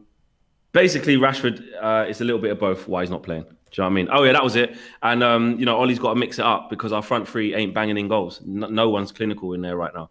So I don't mind them looking for little different combinations, different link-ups between the three. And people do need rest as well. Put Rashford on the bench for a bit, bring him on later, whatever. Hopefully we play so well we don't even need to bring him off the bench. Do you know what I mean? That's how I'm thinking. Give him a whole 90 minutes off. It would be nice to give Bruno the same thing as well. Yeah, definitely. What else on that team? No Tellez, of course, we've got a big game at the weekend. If Fulham score, not surprised by that. Luke Shaw probably play both. What, against the weekend, do you think, as well? Yeah, I think he's playing so well right now. I know the thing about the injuries of Luke Shaw and stuff, but he seems like he's in a real good moment. He does seem like he's ready to play. Do you know what I mean? Wednesday, Sunday, do you know what I mean? Tuesday, Saturday, whatever. He seems like he's there. He's playing so well right now. And me personally, I can't see him being dropped for the FA Cup game. I think he will. I think surely he's got to make changes against Liverpool though. And I mean, Yeah. Bijou says if Fulham score first, I think United will struggle. Be interesting. But I think when you look, I haven't really looked at United because I was so excited about the Liverpool game and I knew we had Fulham afterwards. But I think surely he's got to utilise this squad, because I think the good thing about tonight is that Rashford isn't starting. But then you've got Liverpool on Sunday, Sheffield United on Wednesday, and then Arsenal on Saturday. So it's 3 games in 6 days. And then the following Tuesday, we've got Southampton. So 4 games in, 9 days, 10 days? So I think against Liverpool in the Cup. And I presume Klopp will do it as well. So I don't think we'll see the same 11s as we saw in the game in the league. Definitely not. Nah, definitely not. He might go with a Matic and a McTominay or something like that, or a Fred and a Matic maybe. Who knows? Because Matic hasn't played in a couple games now. So I think he'll probably play against Liverpool. Be interesting at centre back. I think Lindelof probably be back in there. Maguire will keep his place. Rashford will come back in for someone. It'd be interesting. It will be. Bruno definitely won't get dropped. That's for sure. It was interesting. You know when he said in the press conference, like, "Don't you worry about Bruno. He's definitely not tired. If I ask him, mate, he's ready to go." Yeah. Like that just shows you obviously where we're at with Bruno. Like he obviously wants to play every second of every game, which top players do. But Ollie's thinking behind it. Ollie almost feels like if I don't play him, I don't believe in it. I don't think we have enough. Do you know what I mean? I do think Ollie thinks that. I think that it's interesting. I mean, look at United and you look at City are just win at the moment. I wouldn't really be that worried because United, if they want to win this league, we already know from the last 2 years that Man City and Liverpool can go and win 10 on the bounce. So that's the challenge for United. And you look at our next few league games tonight: Fulham, Sheffield United at home, Arsenal away will be tough. Then you've got Southampton at home, Everton at home, and West Brom away. Really, if you want to win a title, you've got to win them 6 in a row, haven't you? Which is difficult. Do you think we're capable of doing that without rotating? Nah, not without rotating. You got to rotate, and then when you start rotating, that's when you obviously the fluency of the team can kind of, do you know what I mean, can come into play there. But you're right, we've got to put a run together. Or keep on this run that we are of not losing games. We haven't lost in the league since Arsenal, actually, have we? November. Is that November? Yeah, flipping heck. We ain't lost for ages. So you're right. If we're serious, and that's where I do see what Gary Neville was saying. I was talking about KG yesterday on the show where he was like, I just think United just might lack that little bit at the moment, which is expected for where we're at, because there's a reason why we're all shocked but happy that we're in this position, because we all knew the things that we're missing, as well as the right-hand side player, as well as the centre half, as well as the defensive midfielder, whatever you want to talk about. Just this set of players has not been in this position before. So for me, I think they will have to get a lot of points. They'll have, because City are going to go on their run now. They are. They're in their run. And like you said, their next batch of games are fairly easy. I think they have got Liverpool coming up. So have they? Yeah, not for a few weeks, but this is what I think. If United can keep winning, then even if City win this game in hand, they only go a point ahead of us, and I think that's just be in the convo. Yeah, exactly, man. So what's your score prediction for tonight then, and everybody in the live comments? I gone 2-0. I think it should be comfortable if we turn up. And I think 2-0. Yeah, I can't see us conceding if we do everything right, but who can predict football matches? Do you know what I mean? I've seen a lot of people on social media saying 3-0, 4-0. Listen, man, put some respect on Fulham. They're not the same Fulham from earlier in the season. They're not. And if we make them look like the same Fulham from earlier in the season, then fantastic. After the game, in my match reaction, I'll be saying, well done, professional performance. We've done a job on them. But I don't think it'll be as easy as a lot of people think. Yeah, you know what? As well, I think when you look at United's recent form, it's amazing what we've done. But and our away record is a calendar year without losing, which is absolutely stunning. Of course it is. But this is almost a massive game in itself that it makes me laugh. Probably like you and some people at home. Greenwood to score first as Bijou. Let me just read these super chats. Was hoping to see Telles put in some crosses to Cavani, but Shaw's been brilliant, says Sean Miller. This should be a good rest for Rashi, and this should be a good hunting ground for Mason to kick on. That was from Connor Shields. Ollie Gunner's not wrong, Flex. We don't have enough creativity as yet with Bruno and Pogba alone, and it's clear to see. Maybe that's why he wants Ericsson, says Leacham. And Chris Grathwell says, evening, gentlemen. What we have to do for hope for is Ed learn from Donnie to not just get the easy deal done, get what the manager asks for. And there might be something in that, Chris, as well. But yeah, I think that the interesting thing is that People are talking about people were saying like 3-0, 4-0. Rest Bruno, play Donnie. This, that. No, it's like you're changing half your team against an organised Fulham team. And I think when you look at our recent results, they've been really, really good. But Southampton 2-0 down at half time. We came back and won with the last kick. West Ham should have put us out of the game. We came back in the second half and we won it. Wolves last minute winner. Villa nearly last minute block from Eric Bailly. Sheffield United 3-0 up, 3-2 in the game. Burnley, what was the score in the Burnley game? Was it 1-0 or 2-0? We were 3-1 up in that Sheffield United game. Burnley game, we won 1-0. Yeah, so every one of these wins that we've had have always been really tight. So I'm going 3-1 tonight, but if we do get that would be unlike a lot of our recent results where it's been rather tight. So I'd be quite happy if that was to happen. And obviously Fulham have, I think they would have had another draw at the weekend against Chelsea if they didn't have a man sent off. PJ Pennington, hello Flex and Mark, hope you're well. Sorry for not a lot of super chats. The girlfriend and I are moving. Still support and love the channel. Come on United, says PJ Pennington. Thanks PJ. And Antonio Grosso, welcome to the members club. Can the people coming after Ollie not see how hard this team is playing? He's not even got Pogba on board. Shouldn't be underestimated. That was from Greg Basham, which leads nicely into what I was going to ask you about Flex as well. Please subscribe, by the way, bottom right hand corner, on the road to 960 tonight, 960,000. That midfield three, I might be wrong, but I don't think we've seen that midfield three since Sevilla. Sevilla, we lost the Europa League semi-final against a very good side, but we lost it because of our attack missing chances and our defence being shocking. I thought Bruno, Pogba and Fred played superbly well and almost ran that very midfield. Good. We've never seen it since. We see it again tonight. It's normally Matic and Pogba or Fred and McTominay. Do you think this is a combination that can work, or do you think there's a reason we haven't seen it much, or are you excited to see it? Yeah, I think it can work on paper, and in reality, we've seen it work at certain times.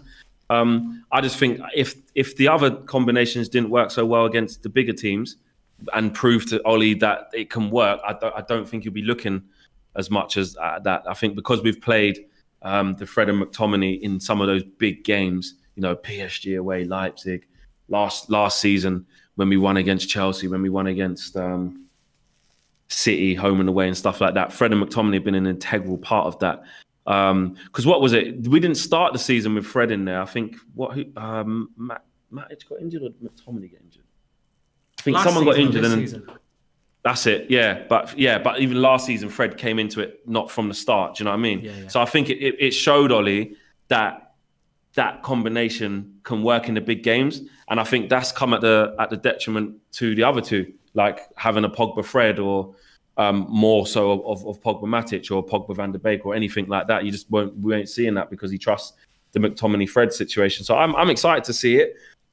And he has been using different horses for different courses, but there's no reason why, if we get a system of play that works, we can't play those two more often. Do you know what I mean? No. I think there's so much about this team tonight that if it performs well and it wins well, you will get people saying, "Well, it's only Fulham." But that's what I'm saying. Our recent results, we don't beat teams by a lot of goals, and Fulham's recent results, they don't get beat by a lot of teams. So if we can go out there and win 3-1, 2-0. And get a good 3 points, I think it's another step forward for United. Ash G says, I have a feeling of expecting to win this game. It's bittersweet because there is something exciting about not knowing what United are turning up, says Ash G. I'm predicting 4-1, says Niall Borman. And thanks for the contribution, Shake. So yeah, Flex has gone 2-0, I've gone 3-1. United are going to lose. I think there's a lot. You know what? To be honest, I do want to just address that because we're getting close to kickoff. Can we please call this pairing Frogba? Says Noah Merrill. You're not the first one to say that, and I'm sure it will be christened as that if it does well. But there are a lot of our rivals expecting us to drop points tonight. There's not many United fans expecting us to drop points, which is good.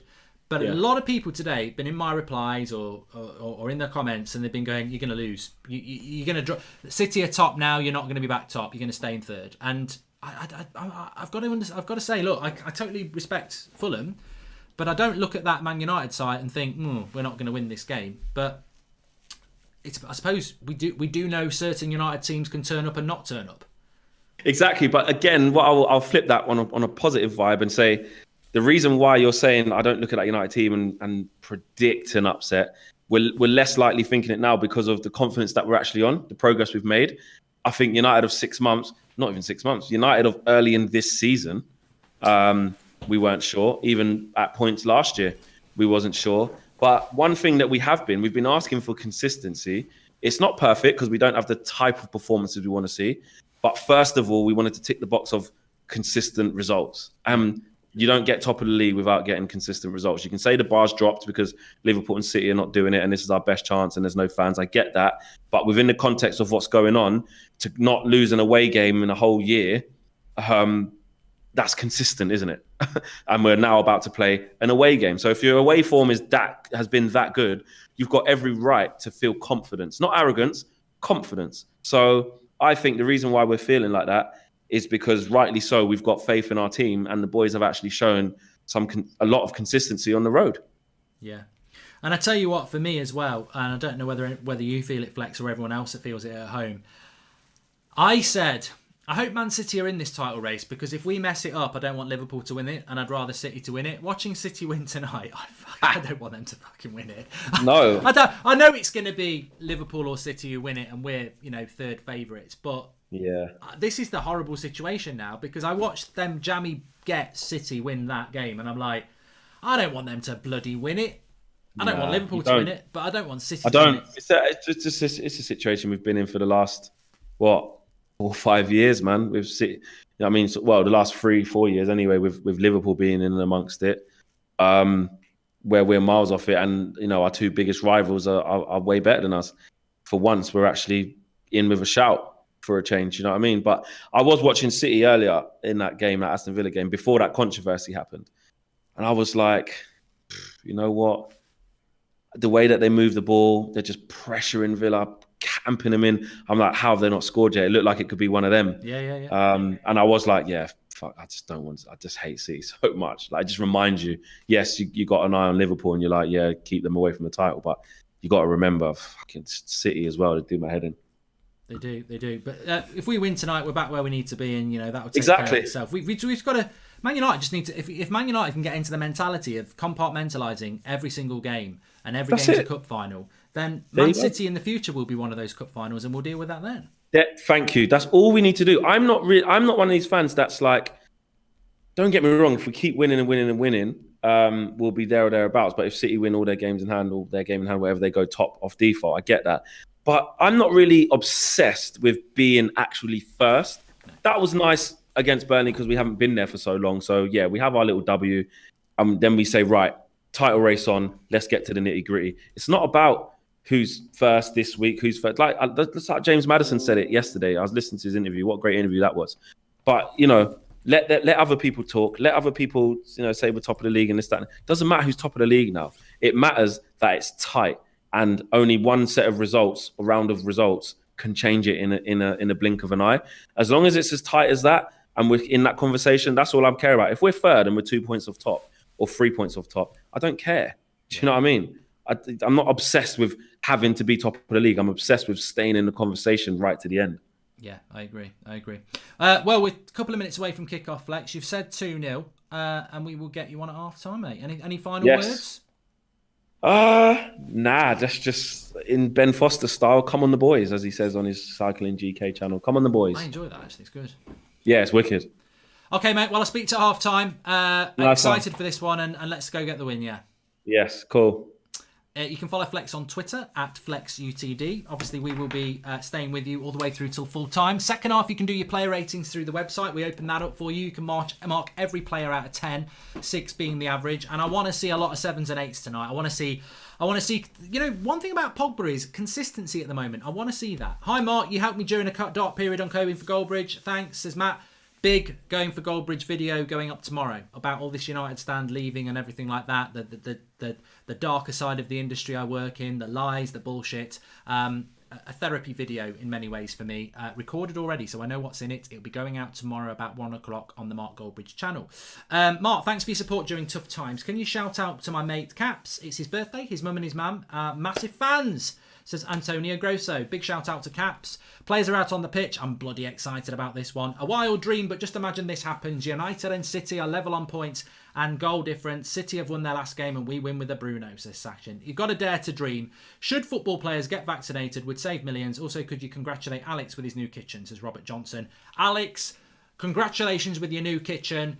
I hope you really love your beans on toast. And Sharath Kamath Fitness, this should have been the team against Liverpool. Well, I actually do disagree with you, Sharath. I agree with a lot of things you say, but I disagree with you because I think that that point will be a good point as long as we win tonight. Remember, we're sponsored by Boohoo Man on this show. This is the new Boohoo Man Active range. I'm wearing some of it at the moment. Loads of new stuff that they've got. You can get 40% off. 40% off with the United Stand code on checkout. All one word, capital letters. You'll get 40% off through the website, Boohoo Man. And they've got lots and lots of stuff like this, modelled by me. And I tell you what, I don't take this one off a lot. I really like it. There's a really nice jacket as well. I'll show you. Because I don't think I'll ever be able to wear it on a stream. But very nice rain jacket. And especially if you like United, you've got your thing there. And it's just fantastic. But I can't really wear it on a stream because it's a coat. Links in the video description for that. Right, we are ready, just about to kick off. Please subscribe, bottom right-hand corner. Just a few quotes from Solskjaer just before kicking off. He said, "We're freshening things up, and those three, Bailly, Greenwood, Cavani, will have an impact tonight, I think. They've been in good form, waiting for Mason to kick on again, and Eric and Edison have played really, really well." Obviously, Lindelof, a little bit of a concern with Lindelof, as we know. Just to repeat what I said earlier, he's not bad. It still is back. We've got a few issues with. I found it better he stayed at home and trained a little bit than be ready for the weekend. And I think that with Lindelof is the issue at the moment, isn't it? He does have this back issue, which just means that we'll have more game time for Eric of Bailly. That's what that means, isn't it? We're going to see more of Eric Bailly, which, that's what we want to see. Hopefully, we might see a little of our man Axel Twansebi at some point as well. That would be quite nice. But thanks everyone for tuning in. Smash a like on the video. Mark, do you think we can genuinely win the title this year? Thanks for your support in tough times, says Ollie Fairclough. And come on, you Reds, back where we belong after tonight. Love the content, Mark. Thanks for the super chats. You can do that through the $sign. And if you want to support the channel and become a member, you can do that by clicking the join button and you'll get a badge next to your name like you'll see some people have in there. I haven't seen anybody actually for a while, but I'm sure somebody will type who's a member in a minute. David Lee just did it, and he's using the emojis that you get there as well. I'll tell you what, talking about whether Manchester United can win the league, I do not want to be doing my match reaction and not starting off with, "We are top of the league," said "We are top of the league. We are." I want to be doing that because we're not top of the league at the moment. City are top of the league. And Leicester are second. And I tell you what, City pissed me off tonight. I don't care about a backup plan. City pissed me off tonight, and it made me really think how much I'd love to win the league. You know what? I'm becoming more of a I want us to win the league. I want us to win the league, but I'm like I really, really angrily want us to win the league ahead of Man City and Liverpool, which is a dangerous thing because I need to keep it on the lowdown that we aren't favourites. But the game's kicked off here. Nothing really to learn about tactics or positions because we know Greenwood's going to play to the right. We know Pogba and Fred are going to play deep with Bruno ahead of them, and we know that Martial will play to the left. I think that Martial and Luke Shaw have got a real good combination actually. Shaw and Martial. So be interesting to see how they develop. And I expect to see a high line with Eric Bailly. I've not even spoken about the Fulham team, and I feel a little bit disrespectful about that because Fulham have got a couple of players not available. Cordova Reed is suspended and Robinson as well. So their team is Areola, who's a good goalkeeper, Aina, Anderson, Adarabia, Tete and Bryan as the wing-backs, Reed and Sambo in the midfield. Loftus-Cheek plays in this game, Lookman and Cavallero. So Cavallero was awful against Chelsea at the weekend. You can guarantee he'll have a good game tonight. But they're a quick team, Fulham. They're a quick, organised, energetic side. So be interesting to see how we play tonight. We've got to be up for it, and they will be up for it. And they've started off up for it as well. Lookman, good tackle, Wan-Bissaka. That's better. I want Pogba and Fred to get hold of this midfield. You heard it here first. When Daniel Craig hangs it up, Scott Porker will be the next James Bond, says Sean Finnetti. I've just realised I've called him Scott Porker again. He's not a porn star. He's an ex-Chelsea player who is now the manager of Fulham, and his name is Parker, not Porker. Lookman with the shot, David Dyer, nice smothered hold to the chest. and it remains 0-0. Oh, I'm excited. I feel like Ric Flair. Woo! Woo! I'm excited. I've got a lot to burn off tonight because watching that Man City game has made me more excited than I was. Watching Manchester City and their scammy offside, bloody technically onside bullshit goal is really annoying. And it's made me feel very competitive because all the City fans are like, cry more in my comments, and I'm like, fucking cry more. Let's see who's crying when we're bloody back top of the league, you shits. Paul Nice says the camera angle is horrible. I've only just noticed that, Paul. I would not have noticed that the camera angle is not great until Paul said it, and now I've noticed it. I bloody hate it too. Yeah, I'm going to be Flairbridge tonight. But high line, you can see we're playing a high line, which is good to see. Oh, I'm up for this one. We're going to try and get to 960,000 subscribers tonight as well. So please do subscribe, bottom right-hand corner, and share the video if you are a subscriber. That would be fantastic. But nice little ball into Martial. Didn't fancy the 50-50. Cavani to Bruno. Wide, lovely ball. Good passes from United early on. Wan-Bissaka, don't refuse the cross into the box. Bloody hell, Aaron. Comes in from Greenwood. Oh, I tell you what, Wan-Bissaka should have whipped that in with his right foot, though. Nice ball by Pogba over to Cavani. Went for a ridiculous volley. It didn't work. And Harry Maguire with the header. And he goes again. Well done, Harry. I always think Harry Maguire looks so much better when he plays with Eric Bailly. And I think it's because he's more confident, because he knows he's got that quick player with him. No, Pogba, don't stand still there. Pogba's got to get his foot in a little bit there. Second balls, Pogba, come on. But a good start to this game. Good start to the game. Good speed to it. I'm excited. And I just can't hide it. Whoa. Come on, United. Good team we've got out today as well. It's an energetic team. There's no slow wood in there. There's no dead wood or whatever you want to call it. A lot of fan favourites in it as well. It's a fan 11, really, isn't it? You know, obviously Donnie's not playing. I think that was very unlikely. But I think most people would be very happy with that team. You know, even no Tellez, I think people, you know, Luke Shaw was man of the match against Liverpool. So unless you're going to rest him. But there are 3 players on yellow cards who, if they get another yellow card, they won't play against Sheffield United. Bruno's one of them. Harry Maguire's another. He's offside. What are you celebrating for? You're offside. Look, well, Fulham are celebrating like they bloody scored here. He looks miles off. Linesman's saying, I'm not going to put my flag up. No, I'm not having this. This is miles off. Bloody miles off.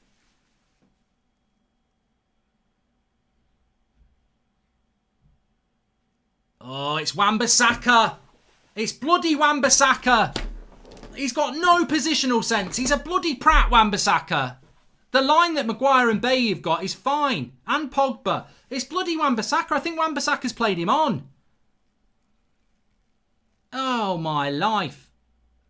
It's a great finish, but I think it's a goal. I think it's a goal. Wan-Bissaka's played him on. Never should be off. He should be offside every day of the week. They've not shown the line yet, but it should be offside. But Harry Maguire's furious. It's a bloody goal. It's a bloody goal as well. For God's sake. Aaron Wan-Bissaka there. That's shocking. Oh, my life. Wan-Bissaka.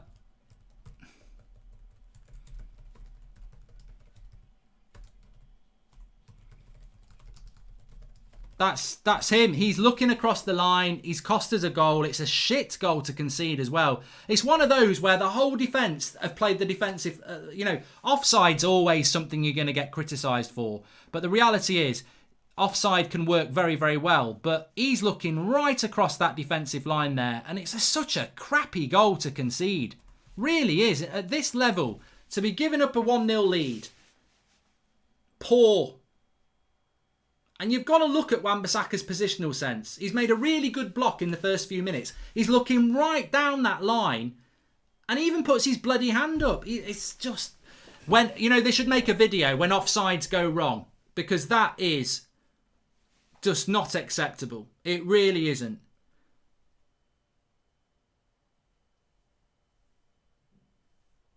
Oh, it's bloody... this first 7 minutes and he's cost us a bloody goal. And he's played him miles on. Absolutely miles on.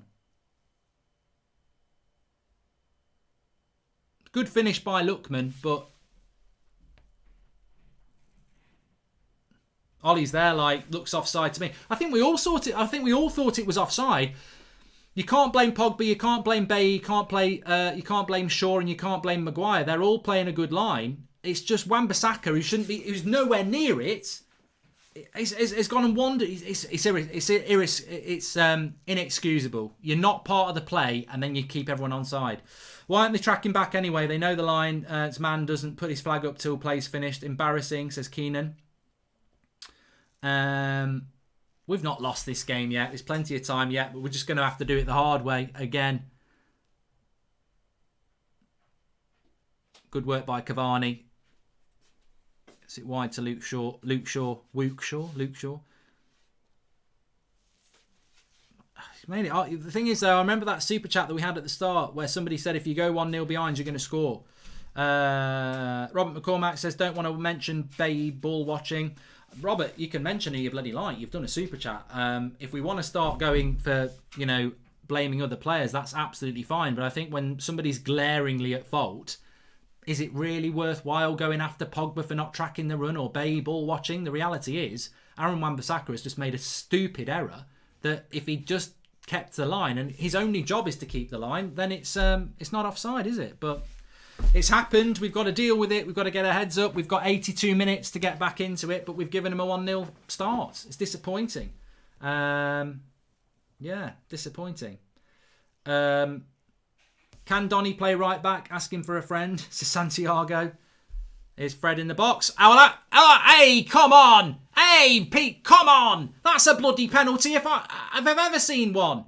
And he's going to go and block Paul Pogba now.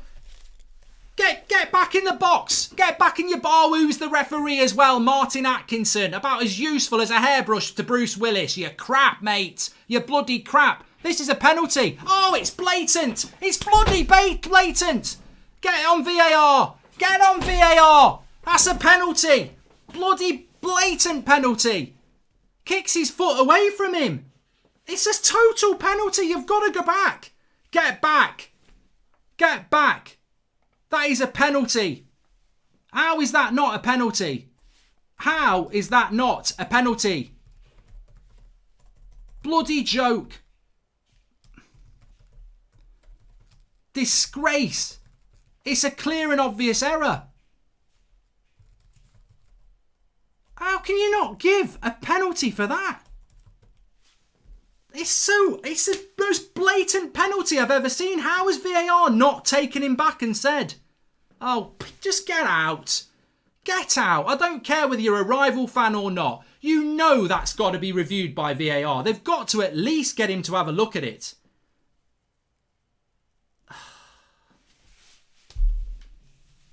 I mean, what the hell? What the hell? For that not, how could you not say you might want to have a look at it on the screen? He kicks his bloody foot. I don't mind if he goes and looks at the screen and says, no, still not a penalty for me. He's seen it once and VAR has not said you might want to have a look at that. He kicks his bloody foot. I'm just baffled today by what's going on. I'm absolutely baffled by it. I can't understand it. Can you? Can somebody can we get a Man City fan or a Liverpool fan who can just tell us why that's not a penalty other than laughing and say you're getting penalties all the time? I mean, Kevin Friend, is the VAR mark not going to happen? Pratt Friend, says Sporty Virus. Look, I'm all for getting penalties when it's not a penalty, but he kicks Fred's foot.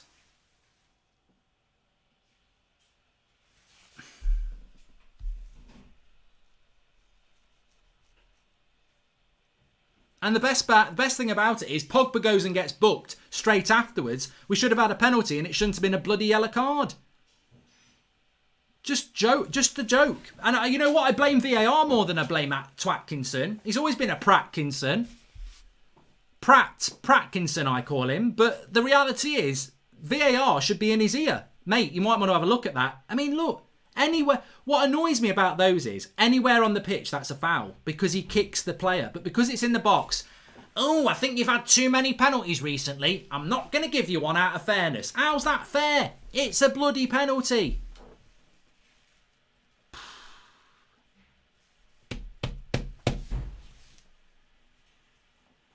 Stunned. Absolutely stunned. But we have to move on. We have to carry on.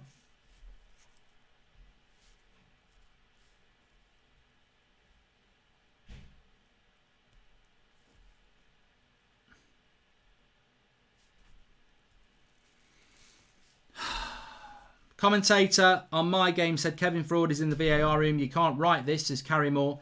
They're saying on BT Sports he went down a bit easy. Are they as thick as the ref? A blind man could see that was a penalty on the radio, says Conor McGowan. He went down a bit easy. Oh, is that been written into the FIFA guidelines? If you go down a bit easy, it's not a penalty, even if they could kick your bloody leg.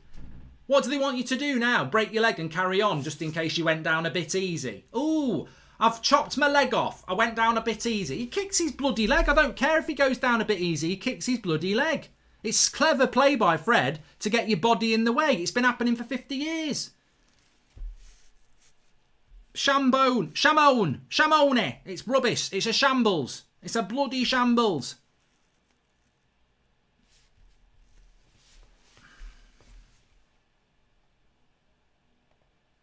How can Burnley get a free kick when United go on the attack, Mark? Says Kieran. Well, it's all going wrong for United at the moment. The reality is there's 75 minutes left in this game. We can still win the game. And what United need to do is get away from my mindset of moaning about it and, carry on. Kevin Friend is the VAR, says Prageeth. Typical. Fred is not good enough to play as a sole CDM, says Lewis Barnes. We do need a CDM. Declan Rice. It's competitive out there, though. Fulham are a competitive side.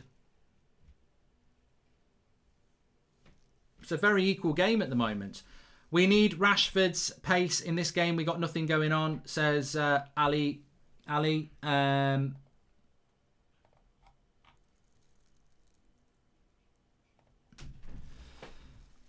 been a bit wasteful so far. We need to sign John McGinn, says Cam O'Connor. Thanks for the super chat. You can do that through the $sign. Please subscribe, by the way. Bottom right-hand corner. We're on the road to 960,000. Bottom right-hand corner to do that. I'm just trying to calm down a little bit here because United have made a terrible... Look, Fulham deserve to be 1-0 up. It's a stupid error. And by Wan-Bissaka to play him onside. A very soft and stupid goal. I'm irritated. But I think it's a penalty. I can't argue with that because I think it is. Tommy, welcome to the United Stand Members Club. Thank you for joining. And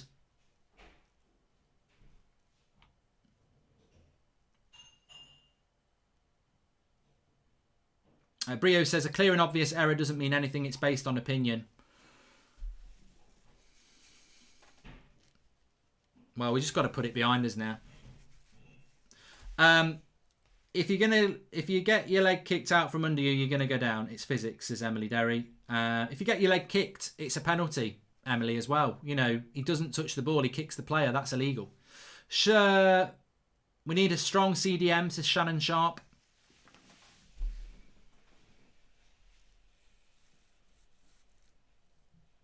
This might be one of those games where we're gonna have to do a second half masterclass, isn't it? Well done, Harry Maguire there. Good play between Maguire and Bruno. That's well played, Harry Maguire. Gets it to Martial. Cross comes in.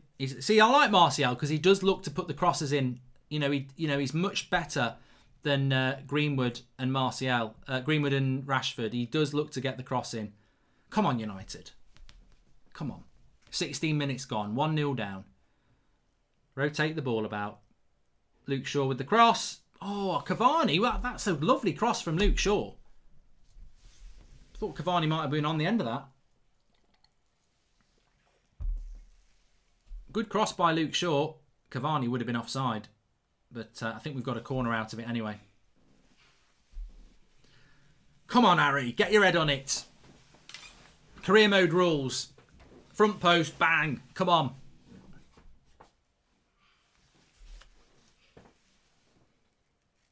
Corner to Man United. Everyone's a bit sloppy at the moment. People in the live comments are saying. Luke Shaw on corners. His delivery's been quite good recently, actually. He's gone short. What's Martial doing there? Just put the cross in the... What a waste that is. Some short corner shit, and we're back in our own half, and we've never put a cross in the box to Maguire or Bay. Waste of time. 5 sticks throwing a wobbler, so relying on Newbridge doesn't look good. Old boy Rick will be crying. McTominay isn't playing, says Tom Parker. Thanks for the super chat there. What we need is someone from the Ajax system used to moving the ball quickly and accurately. Are there any available, says Sean Finity. Never a pen. Pogba should be off. Ollie out, says Tom Purse. Okay, we let everybody have a say on this channel, as long as it's legal. Some would say that's verging on illegal, but there you go. It's all about opinion. Needed Tavares for the cross from Shaw, says Steve Locke. Tavares. If only he existed in real life. It's a foul on Martial. Aaron Wan-Bissaka has been poor for too long, but has no pressure on his place, says the mystery man. Well, I've no doubts about it. It's Aaron Wan-Bissaka's fault that we're 1-0 down. You cannot, as a fullback, played so many games in a back four, and as the fullback, you cannot be the last man dithering like that. Fullback's job in an offside trap is always to be level with the centre-backs. The centre-backs dictate the line. Luke Shaw's cross. Ooh, comes to Wan-Bissaka on the edge. To Bruno. Lovely 1-2 from Bruno. Cross. No one's on the front post. Lovely play by Bruno and Wan-Bissaka there. So far, we've not turned up like usual. Everyone's sloppy. God knows who does team talks. We always start games like we've not played in weeks, says Robbo FM. I think Bruno's played well. I think his passing's been really on form tonight. Pogba tried a little flick. Fulham come away with it. We've got to be careful on the break. We can't go 2-0 down.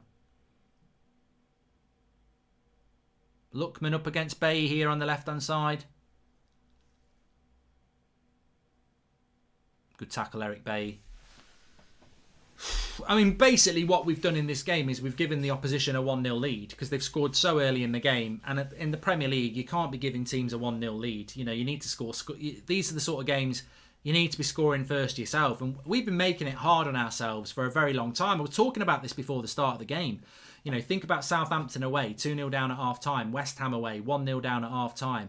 You know, beating Wolves with the last kick of the game. Villa, a late block. Most of our games are really tight, and we hoped for something a bit different tonight, but we haven't had it so far. Greenwood's not been able to get into the game either. Looks a little bit rusty. Go on, Luke. Referee! Go on, Luke. Good play by Luke Shaw there, but it was a late tackle on Martial. It should lead to a yellow card. Bruno! Oh, he's hit the post. What a hit. What a hit by Bruno, and he's hit the post.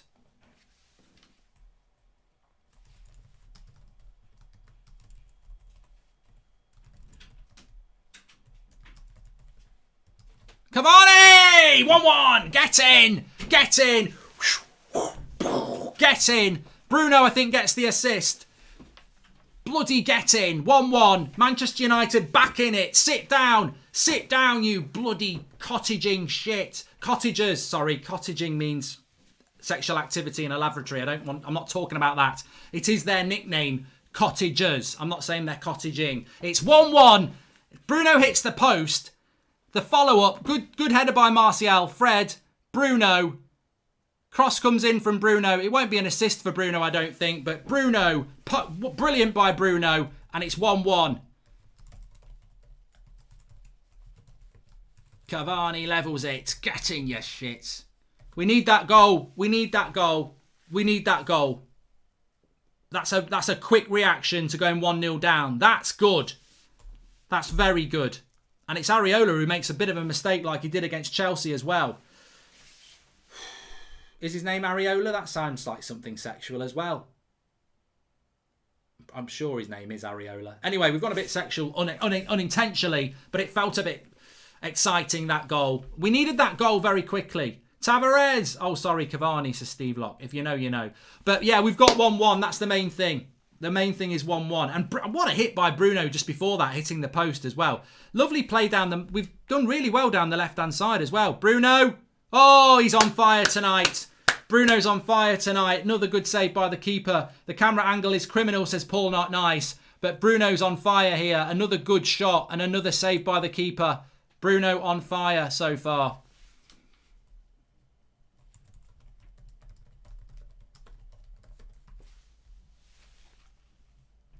And areola is the bit around the actual nipple, says Tom Curtis. Well, I'm sure that's the name of the goalkeeper.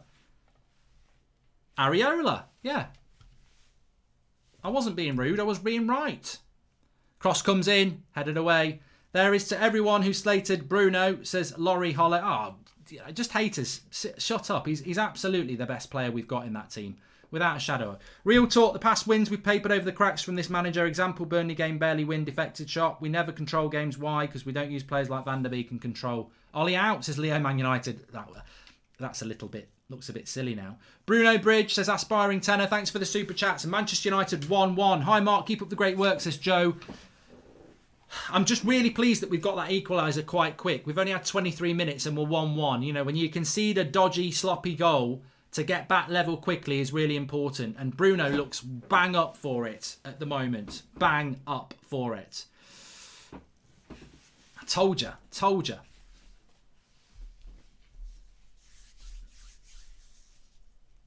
We are on it. Fred with the combinations with Bruno, says Neo.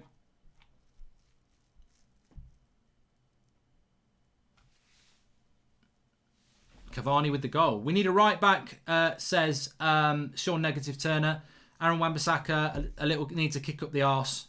Look at Shaw's form since Telles came into the team. Mark, you are third now. Says Zayn Miasic. What did he say? We will catch you soon. Not this season, mate. And without Bruno, Mark, we would be nowhere near where we are. True captain, and what a play. Hope well, Mark, and hope we win, says Nelson OP. In my opinion, it's okay to be concerned for your team, but never pessimistic, says David Lewis. Those fans want instant gratification. Sir Alex didn't have that mindset. And need Greenwood to score to give him some belief, says the mystery man. Well, Bruno looks absolutely on it tonight. We should never be playing Greenwood on the right because he and Aaron Wan-Bissaka never crossed the damn ball. We need a better right winger, says Lirash. And Cavani's been an underrated buy, says William.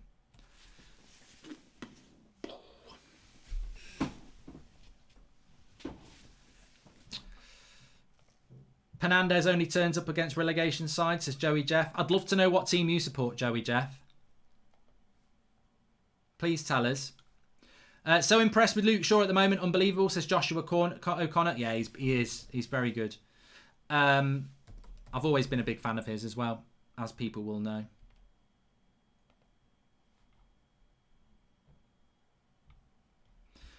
Please subscribe. Bottom right-hand corner, by the way. We are on the road to 960,000 tonight.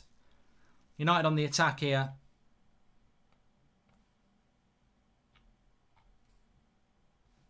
Sit him down, Bruno. Sit him down, says Emily Derry. Bruno finding heaps of space between the defenders and midfielders. Heaps of chances for outside the box shot, says Michelle Callahan. And in the Burnley game, when Luke Shaw made that tackle on the Burnley player and United went on the attack, and the Burnley player brought down Cavani, and then they went back for the Burnley free kick, says Kieran Hunt. Exactly. Anyway, this game is far from over. We've got ourselves back into it. Now let's switch on and stay switched on. Because Fulham are going to be competitive, and you know, another defensive error, and you're back chasing the game again. We don't want to be doing that. We want to take this momentum and make it fly like a bird with this momentum, please. Back to the top of the league. Mark, do you prefer Cavani or Martial down the middle? I think Martial is quality off the left. Obviously, Cavani can't play all the games at his age. No, I think Martial now becomes an integral part of the team, doesn't he? Because I think off the left-hand side, he provides more creativity than Rashford. And I think down the middle, he can actually play down the middle. And you're totally right. Cavani can't play every game. So, you know, Martial's going to have to be, you know, flexible. I hate when people say that Shaw is fat and slow. He's an insane left back and managed to keep up the pace with Salah the whole game. Sit down, haters, says Tom Curtis. So good to finally have a player so good the haters are out in force. Bruno is a boss, says the mystery man. Cavani masterclass poacher, says Daniel. This is the thing, though. This is the thing that we speak about this a lot. We don't create enough chances for our number 9. But if you put the right balls into the box, Cavani will get on the end of them, and that's very true. A few people saying that Pogba's not played very well so far. The thing about Pogba is his whole 4 years at United have been inconsistent. And recently he's played really well. Can he keep that really well performance going? He's never done that in 4 years. So let's see. Bianca, who finished the game? Love the show and all of my toes. Love United Stand. Great company and content. Thank you very much for the super chat. Cavani is a lot fitter than what he gets credit for. He's serious for shape for his age, says Magic.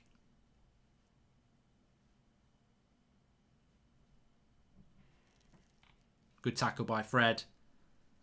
Go on, Pogba. Into Bruno. Bruno's passing's been really good tonight as well. Wan-Bissaka.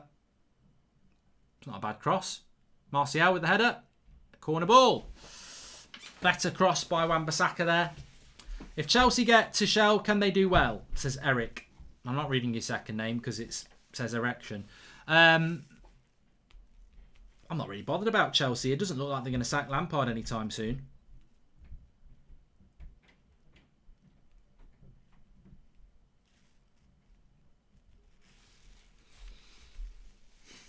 Corner. Come on, Harry. Yes! Oh, Harry! Bloody hell! That's one for the compilation again. He couldn't hit the ocean from a boat. It's a bloody... Oh, come on. Oh, my God. How many? How many, Harry? How many? When Harry met Sally. What a prat. I can't believe it. What a brat! He does every. The thing that I really can't criticise him for is he wins the headers, but the direction. I mean, people are saying 50p head. I mean, he's got to get that on target. He could have about 6 goals this season. I've seen the compilation. There's about 15, 16 headers like that, and he misses them all. It's a free header, that one. The thing is, at some point, it's got to come right because he gets in position all the time. He's a bit, you know what he's like? He's a bit like a striker who keeps missing sitters because he does all the hard work, gets in the position, wins the header, and then bloody balloons it wide. Oh, God. 80 million down the drain. Slabhead misses the goals again, says the Mr. Man. And I want Axel as centre-back, but I think it may be time to start him at right-back. Better on the ball than Wan-Bissaka, also better in the air, says Tom Boone. It's like Harry has a balloon as a head. He's got to score at least one of them, says Sam Allen. And Maguire can hit a man on Mykonos but cannot hit the ball, says Federico Zanatti. Well, that's not very nice because there's nothing to suggest. He's innocent until proven guilty, and we don't know that he hit anybody in Mykonos. So I totally disagree with that, joke or not. And Maguire has a Luke Shaw agenda. He never wants to give Shaw an assist, says Sharath Kamath Fitness. Luke Shaw would have so many more so many more assists if he if people could finish the chances they create for them. That's why they call him Slabhead, says Sebastian Bodry. He used to score quite a lot of those for Leicester, though. Here's Pogba. Let's just get in front anyway. Get in front before half time. We've reacted well to that one bit of defensive mistake, but I'm a little bit nervous why. It's poor Pat. Well done by Bruno. I'm a little bit nervous why it's 1-1.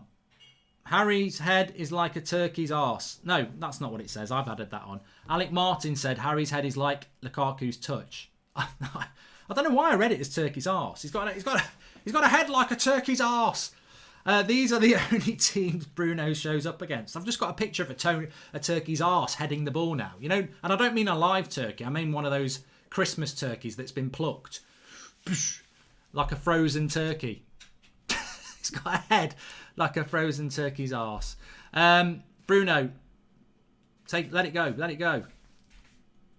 The Elephant Man could get more headers on target than Maguire. Surely someone has to help him learn how to head, says Nick. But he can head, Nick. He can head. He's got a good head.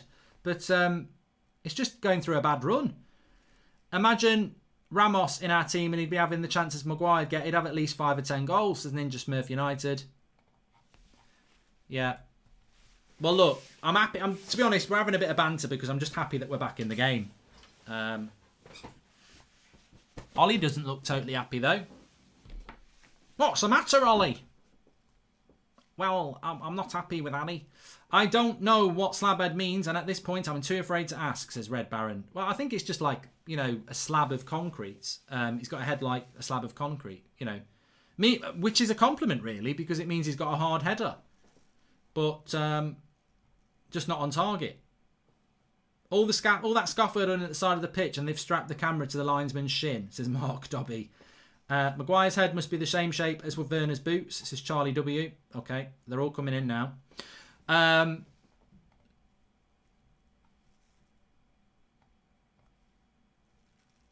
Oh, that's a foul on Bruno there on the edge of the box. I fancy Bruno from here. I fancy him anyway. I think he's a gorgeous, gorgeous man. But I fancy him from this free kick. Oh, the skills by Bruno there. Get back in the dressing room, you Fulham defender. I don't know what you're having a laugh about, Martin Atkinson. It was a penalty. What's that? There's the thing. What's the difference between the foul on Bruno there, that's a free kick, and the foul on Fred in the box? Answers on a postcard? Don't do an answer because there's none. Greenwood should teach Harry how to get head, says Sebastian Podri. And Pogba's been poor. I prefer him with 2 centre midfielders behind him. Everything else looks good tonight, says Martin Richards. We need a CDM, don't we? That's what we need. Bruno on the free kick. Come on. No, too high. Too high. Over the bar. Do you think if Bruno gets the armband next season, if we finish top or thereabouts, upsets the team? I think he should get it as a thank you, says Conor McGann. I think he'd love it as well. I think he'd absolutely love it. And I think he deserves it as well.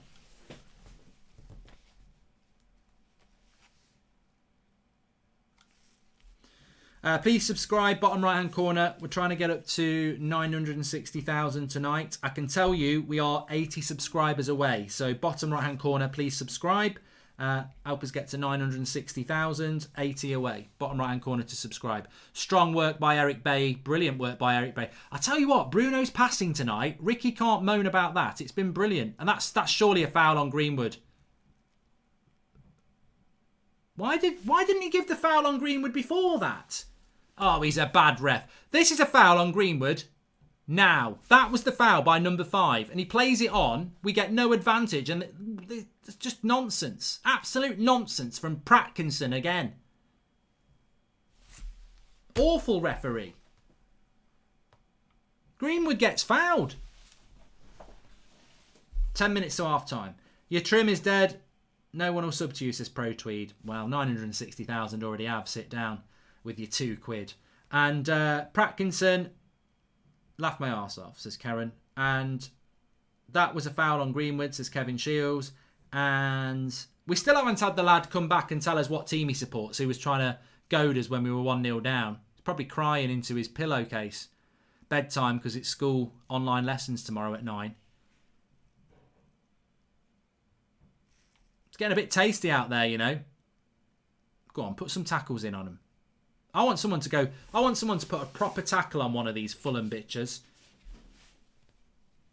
They don't like it up 'em.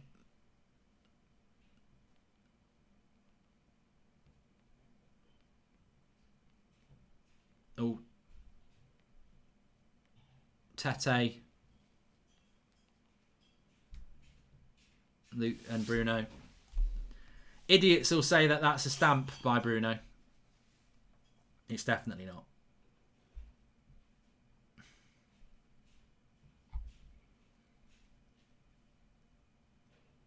I predicted 3-1, I did.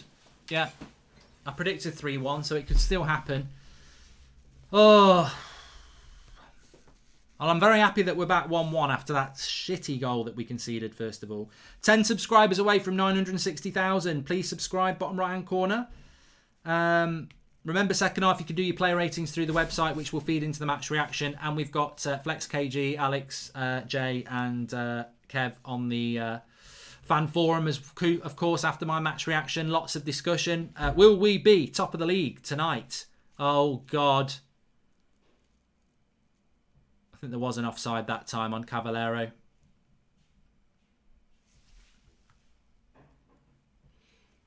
People are saying send Bruno off. He's onside. He just gets his touch wrong. Welcome to the Members Club, Super Shrimp. Thanks for joining. Throw into Man United. Be nice to get a goal before half time. Mark, you rely too much on Bruno, unlike us, says Miasi, with Saka, Aubameyang, Lacazette and Partey. Yeah, you're doing really well in 10th place, Zane. I really wish we didn't rely on Bruno so much and weren't top of the league if we win. I'd really much rather have Aubameyang, Saka, Lacazette and Partey and be 10th. You're in a much better position. Commentator just said United have only lost 3 games with Bruno in the team. What a player he is and the impact that he makes, says Oscar. Thanks for that super chat, Oscar. Eric Bailly into Harry Maguire. Oh, Harry Maguire with the flicks. Into Luke Shaw. Good play by United there. We're a much better team on the ball, this season. The little flicks, the composure in defensive tight spaces is something that doesn't get mentioned a lot. Wan-Bissaka deep cross. Areola's got it.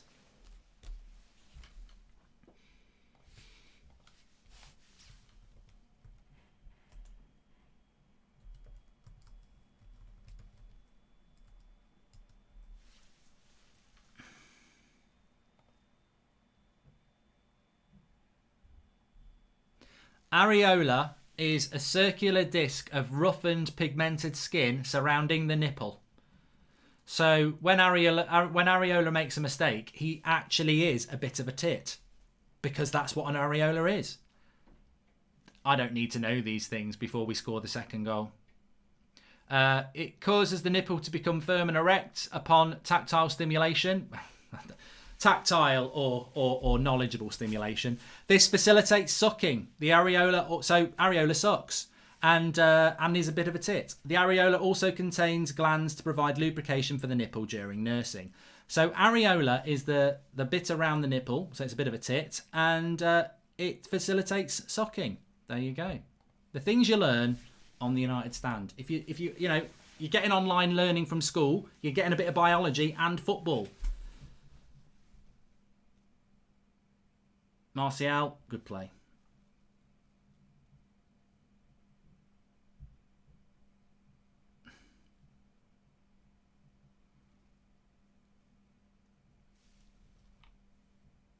Mark, I'm trying to watch this with my girlfriend, says Bryce Jones. I think it's interesting. There's nothing wrong with it. And at right back, they've got Titty. As Cam Jones just said. Rashford's on the bench tonight.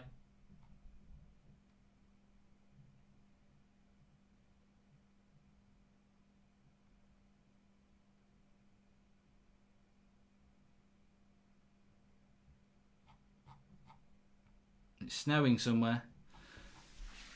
5 minutes to half time anyway. Oh, Greenwood with a terrible layoff, and now it's Lookman down the left-hand side. Fred and Pogba, he gets past both, and he wins a foul as well. Why and when are you leaving the United Stand, says Akaresh. I'm not talking about this tonight. I'm doing a video tomorrow on my channel discussing all this, but all I would say is don't worry about it. Biology lessons with Goldbridge, says Harry. I'm actually really interested in biology, which is something I wasn't interested in at school.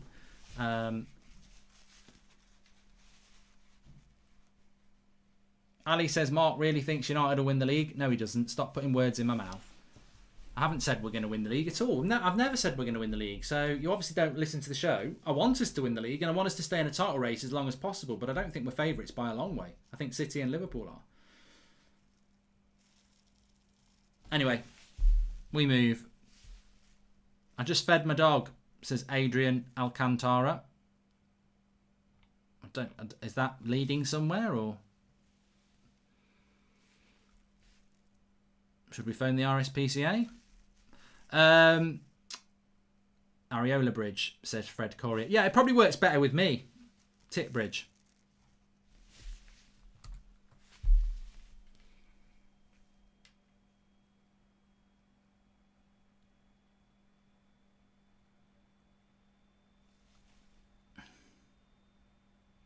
Luke says his goldfish drowned. That's not even a joke. Goldfish do drown. People would think, how does that happen when they live in water? Well, I would imagine it's a very big risk when you live in water that you might drown. I think they've got to keep moving or they drowned or something like that.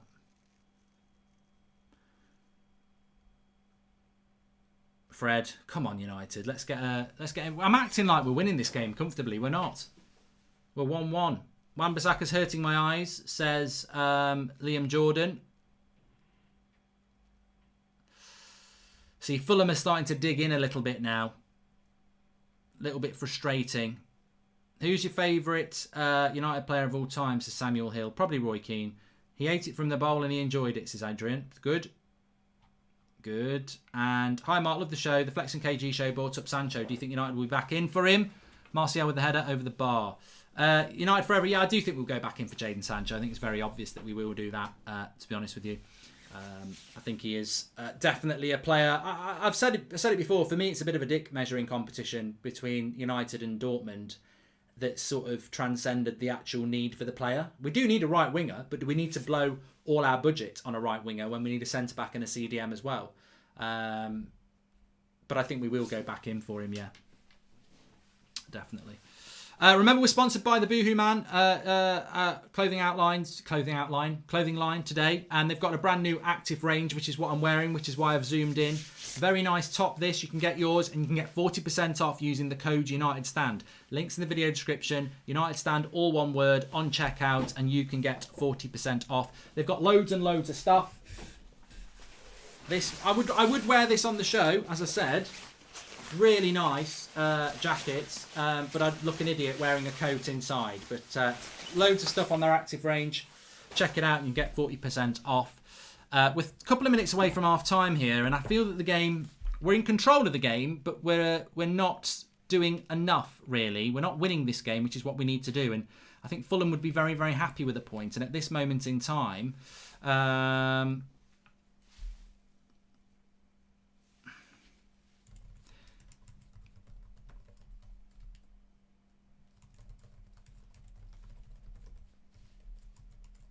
Fulham will be happy. And Fulham are doing what they've been doing for the last 7 Premier League games. Keeping it tight and not letting anybody in. That's what she said. But no, it's true. That's what they're doing. And we're struggling to break them down a little bit at the moment. It's time for a stretch. And just because it's zoomed, you don't get anything better than a closer look at my pyjamas. But we've looked really good defensively, you know. They've had no corners. They've had no real shots, apart from the goal, which came from Wan-Bissaka playing the defensive line. You know. Why are you leaving, says Maxwell Allen. I'm not talking about this tonight. First super chat. Glory, glory, Man United, says NGOR. And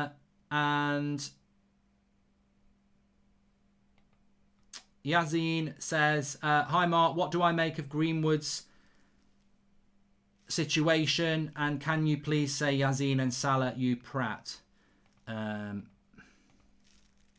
Greenwood with the shot, blocked by Fulham. We're into stoppage time at the end of the half. And Mark, if you found Bruno in bed with your wife, would you tuck in? John, no, he says, would you tuck him in? Oh my God. And keeping it tight around the Tete and Areola, says Steve Locke. Aaron Wan-Bissaka desperately needs competition, says Jake Pennington.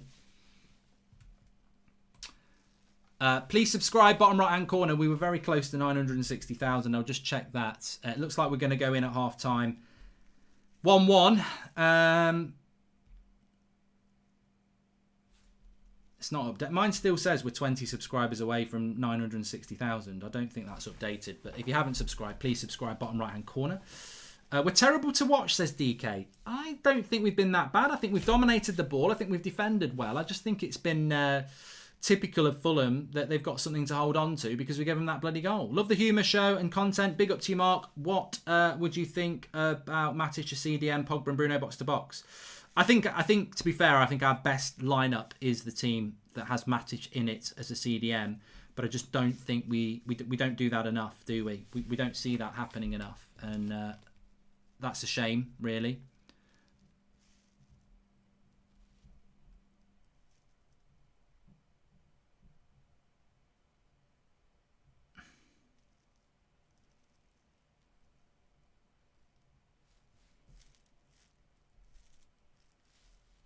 Come on, United. We're just about... I think he's going to blow the whistle.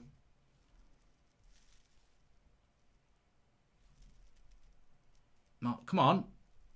Is that half time? Yeah. Half time, and it's 1-1.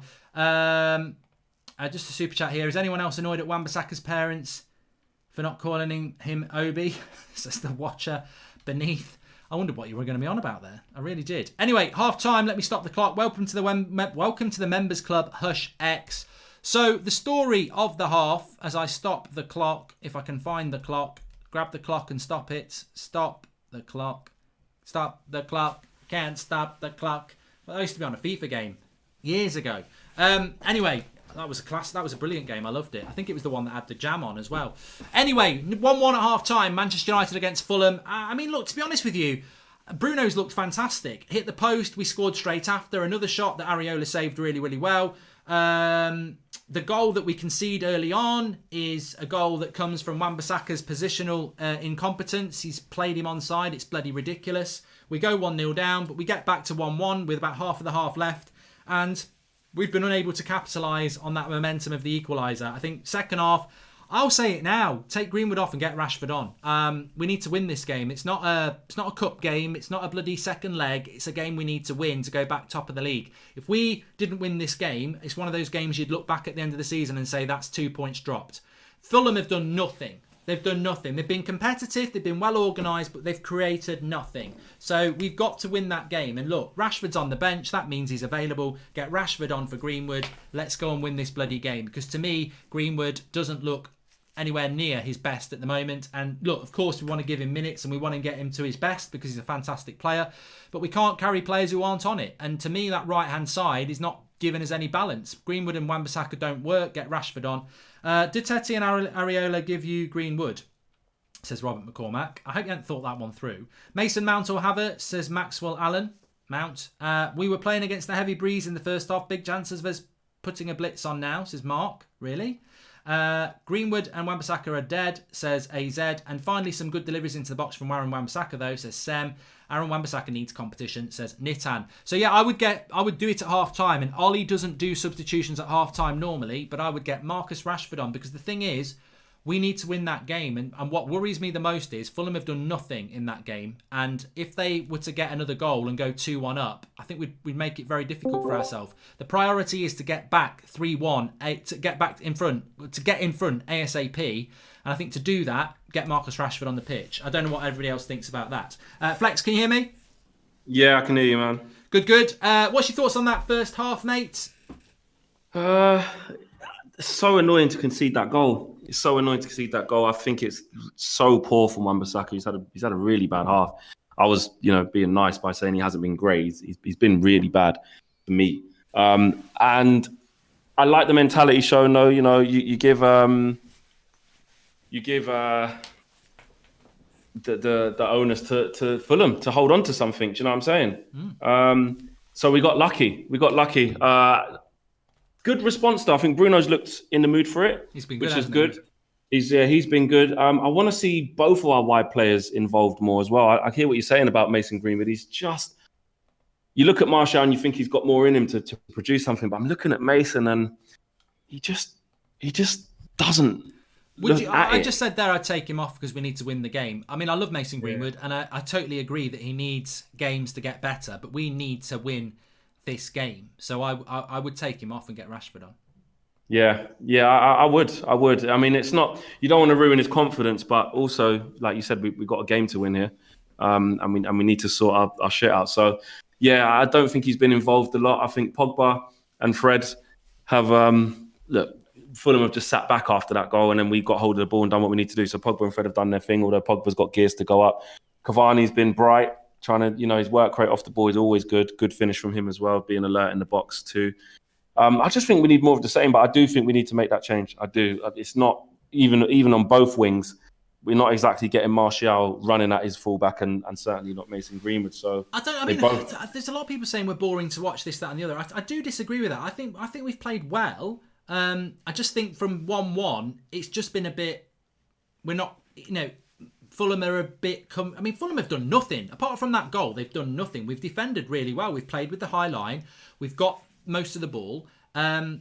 We've just not created much. Pogba's not really had a great game. Fred's been busy.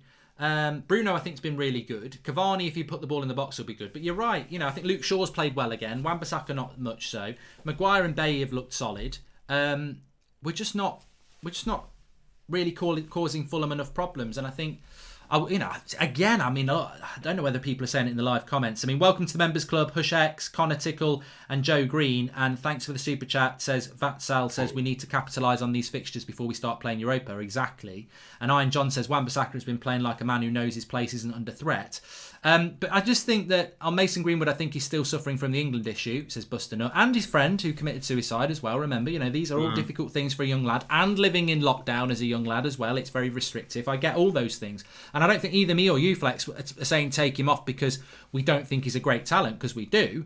I just think take him off because we need to get the 3 points. And, that game could fizzle out very quickly as a 1-1 draw. I don't think Fulham look much of a threat, but I'm like, we need to get that second goal as soon as possible and get the 3 points.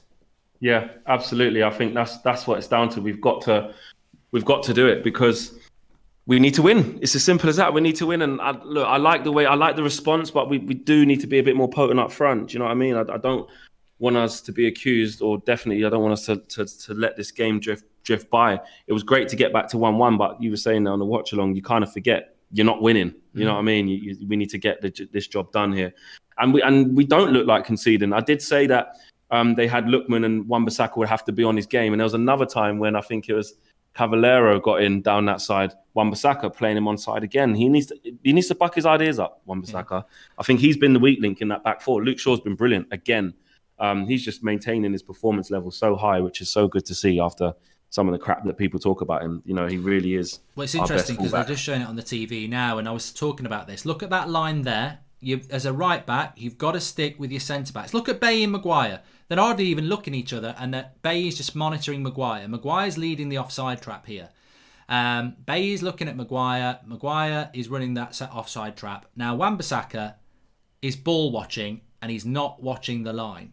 If you watch this go on, he's ball watching. He should never get into that situation at all.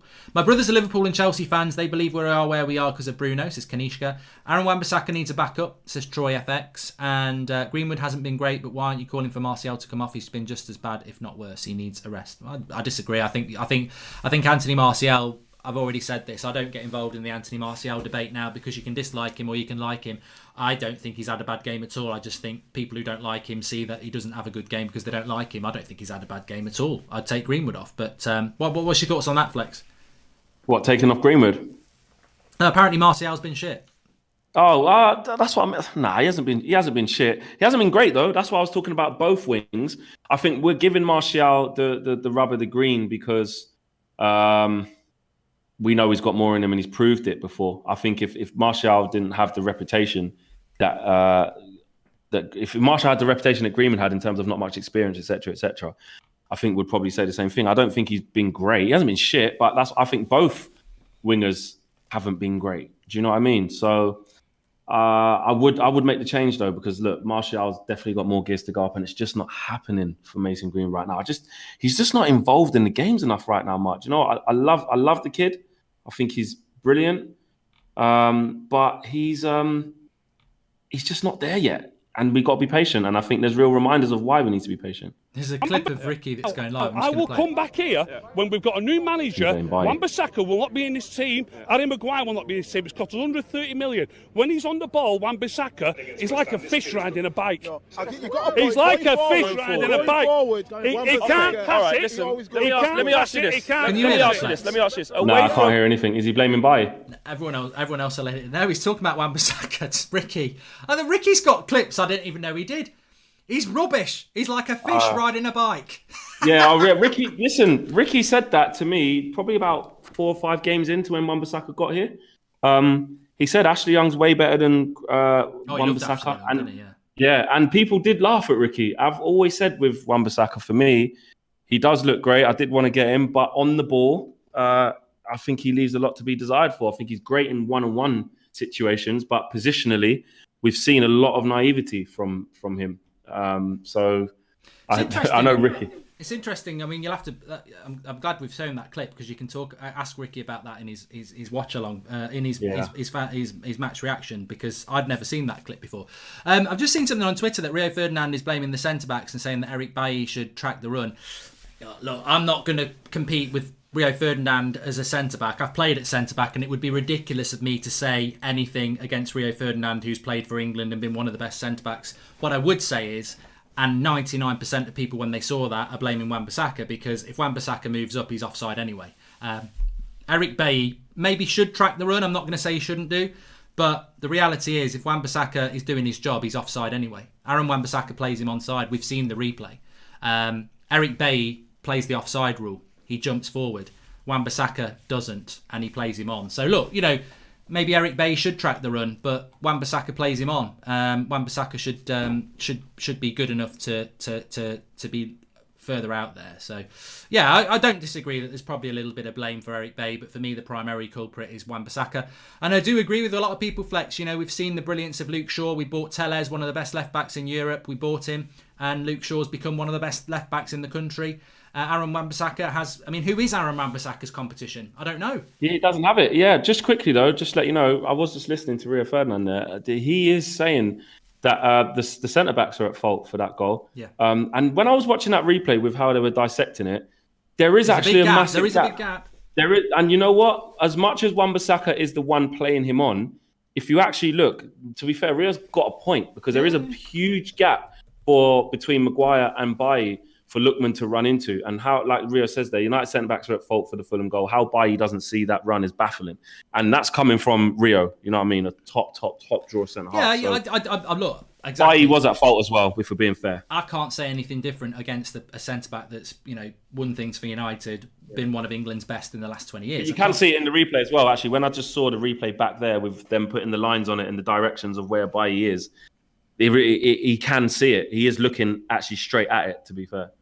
But Robert McCormack says you're not allowed to blame Bailly on this channel, which we have done. But what I would say is Lindelof wouldn't even be able to track that run. So, don't start telling me Lindelof's better.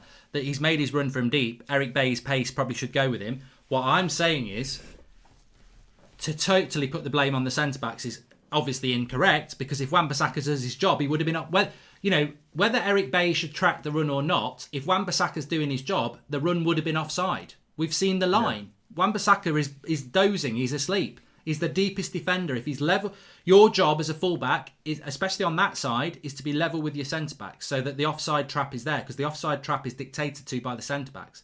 Wan-Bissaka plays him on. Eric Bailly plays him off. Wan-Bissaka plays him on. If Wan-Bissaka does his job, he's offside. So how can it be all Eric Bailly's fault if Wan-Bissaka does his job? I think both are culpable. And for me, I still think Wan-Bissaka is the one who is to blame, because he plays him on. Yeah, it's true. I can see both sides, but look, everyone's saying it's the centre-back's fault. But if Wan-Bissaka does his job, which he didn't do, and everybody said he didn't do it, he's not offside. He's on. If they all do their jobs, if Bailly doesn't have big gaping holes in front of him and let a player run in front of him like that, then he's in a position to do what we're asking him to do, which is be quick for players like that running through. If we're being truthful, we want Eric Bailly in this team because for moments like this, when a quick player wants to break the lines. And to be fair, because his positioning was shit just then, he gets done. Then the second phase of it is you then need your fullback, i.e. Wan-Bissaka, to be in line with the rest. So it's two major errors, and it's hard when one error leads to another error, because if Eric Bailly does his job first, then he doesn't need to, that saying of do your jobs, win your battles, take care of your own performance. Well, technically, if Eric Bailly takes care of his performance or his moment in that position of play there, then it doesn't matter what Wan-Bissaka does, because Bailly's done his job. Do you know what I mean? Also, what about Harry Maguire? Where's Harry Maguire going? He's going on holiday. Like, why has he gone so far forward? No, he's run out. He's run because Luke Shaw's run out to the right wing back, and then Wan-Bissaka's gone to the other player. Maguire's gone to the other player. So that's why Bailly needs to be aware of that run in behind, and he Coming wasn't. up for second So, half. Yeah, I know. I think Rio's right, but I also think Wan-Bissaka does his job, and he's offside anyway, and we're not even having this conversation. Anyway, second half. Can we do it, Flex? yeah, of course we can. No more mistakes, man. Nothing silly, and we need to force the issue. I think if Greenwood's output continues to be as it is, and Martial, I don't think he's playing that great. We need to get Rashford on this pitch ASAP, which is interesting considering how badly people have been saying he's playing. It'd be nice to get a rest, but Rashford's a first teamer for me. And there you go. There you go. All right, mate. Well, we'll see you on the fan forum. Speak to you Nice later. one. Cool. You can follow Flex on Twitter at United at UTD Flex or Flex UTD. Somebody will tell me in the live comments, but there doesn't look like there's any substitutions there at the end. So there you go. And look, everybody who thinks Rio Ferdinand shits gold, legend of the club, great of the club, whatever. It was only a couple of weeks ago he was saying, let's pick this team and win titles. Scott McTominay, Bruno, Fred, Marcus Rashford as a number 9. So he doesn't know everything. Fulham should be 3-1 up, says Alan. Mate, how? How should they be 3-1 up when they've had one shot on goal? I mean, it's not bloody rugby. You don't get 3 points for a conversion. They've not had any shots on goal. 1-1 is the score. Manchester United in desperate need. Well, not desperate need. We are in desperate need of the win. But you know what I would ask you all as well? Big second half, says Trent. We move on. It doesn't matter. Exactly. If we win this game, we won't be talking about it too much. And actually, I think defensively, we've played very well apart from that. Why does Maguire always drift to the left, says John Donnelly. I think he does drift to the left a little bit there, but it's not the end of the world. Second half is about to kick off here anyway.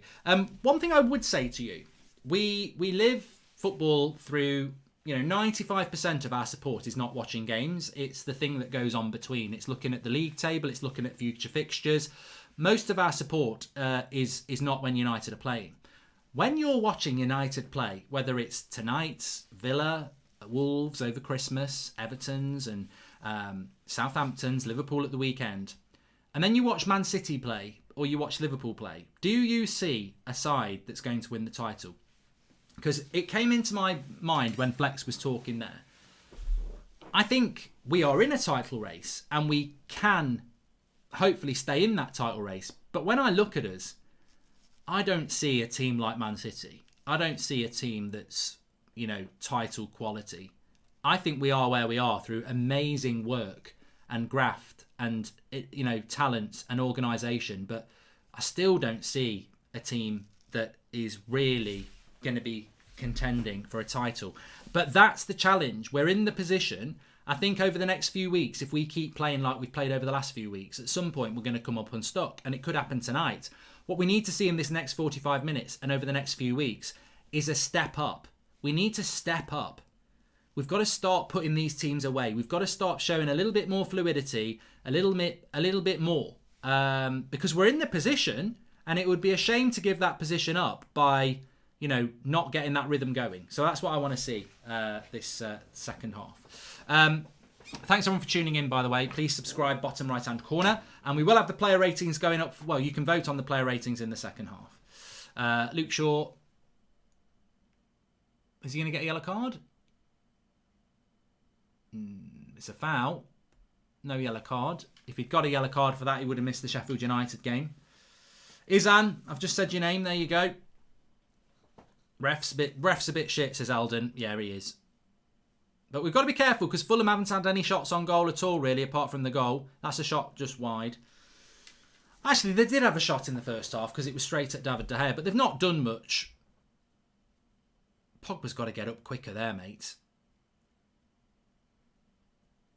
I'm not loving that from Pogba there, staying on the floor. You've got to get up. Got to get up. You've got to get some of them Duracell batteries that McTominay's got.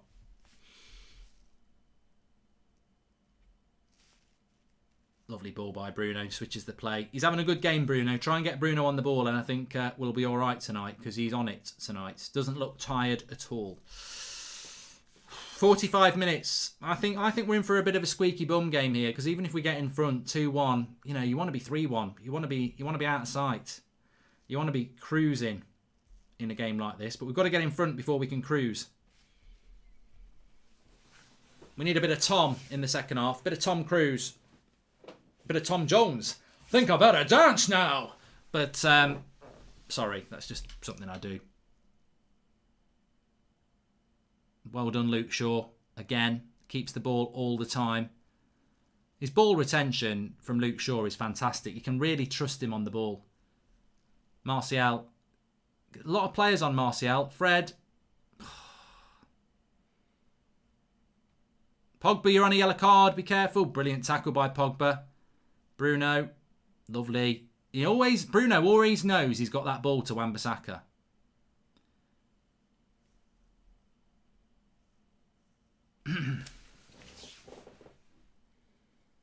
Oh, Martial. He's tried that twice now from Luke Shaw.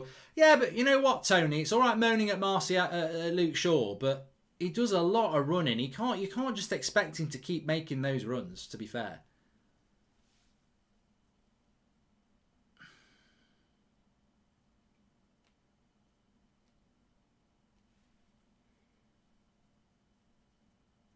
David Redmond says Martial's playing a bit shit tonight. I don't think he's playing well, but I don't think he's playing as bad as people think.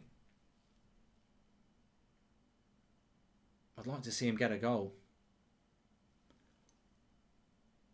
Good tackle, Cavani. Unlucky.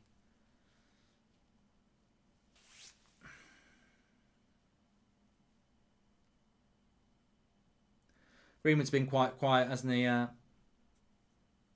Come on, United. Deva says gets Rashford on. Martial's a bit out of sync. I mean, to be fair to Martial, though, he's lovely little... Oh, here we go. Go on, Tony. Lovely into Pogba. I do think it's difficult for Martial, though. You spend a whole season learning how to play as a number 9, then you're back on the left wing. He's in. Cross isn't that good. Corner. Come on, Harry. I'm terrified of Harry Maguire winning this header and heading it against the bloody Thames. The Thames is right next to Craven Cottage, by the way.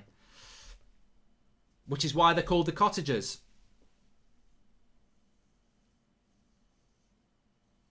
Craven Cottage.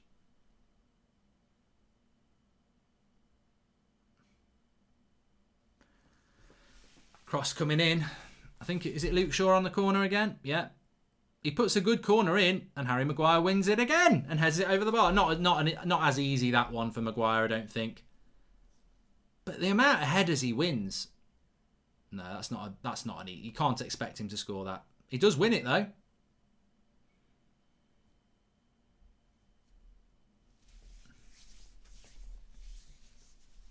Five minutes gone. I'm going to be counting these minutes down a lot this half because it's nervy times.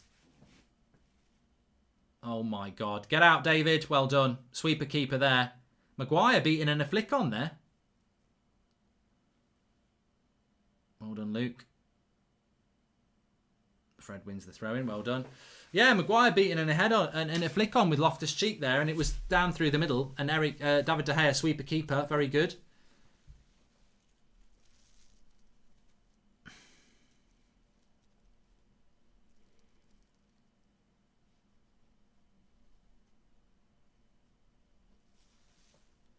Come on. I've got to give credit to Fulham. They're a well-organised team by Scott Parker. They're a very energetic side. And we already knew, oh, God, Loftus-Cheek's having a right good old day against... a lovely cross as well. Gets away from Maguire, whips a lovely cross in. And thankfully, there's no one there for Fulham to... What would have been a tap-in. Maguire heads it away. We need to switch on a little bit here, United. Fulham having a bit of a go. Aaron Wan-Bissaka's been really poor, says the mystery man. Out of a position a lot and awful in the final third. Fulham are leaving the right side wide open. With Fulham are in the box here with Loftus-Cheek. He's put Fred on his arse. Good shot, good save. I told you, they're getting a bit closer. Lookman and Greenwood and Aaron Wan-Bissaka are no threat at all, says Brooks Hale. Then they crowd the left side out. No space for Martial. Yeah, they do. I mean, to be fair to Martial, every time he gets the ball, he's got 3 players on him. And they're just neglecting Greenwood, which is why I think if we get Rashford on, it might change things. Look at Greenwood. There's so much space for him. They're not doubling up on Greenwood.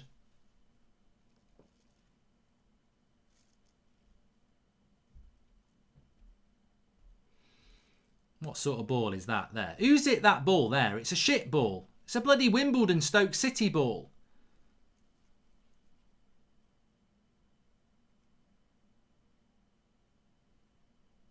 Yeah, Loftus-Cheek did well to get away from Maguire there, and his cross is delightful. I think Lookman needs to gamble on that.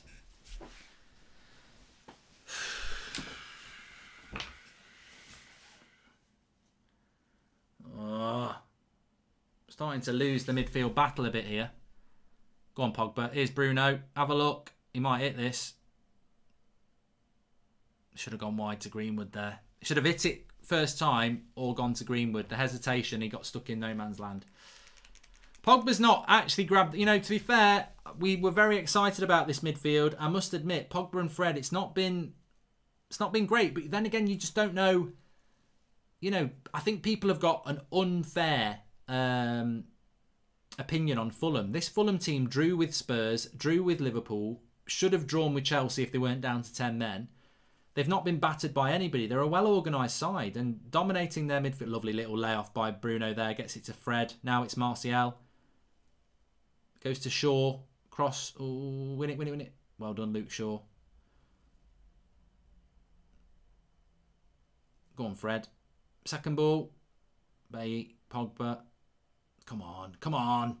Get the tempo going a bit. Can you call my friend Matt a broken dishwasher, please? Says Ollie King. Cross comes in. Go on then. Go on, Luke. Oh, go on. Corner.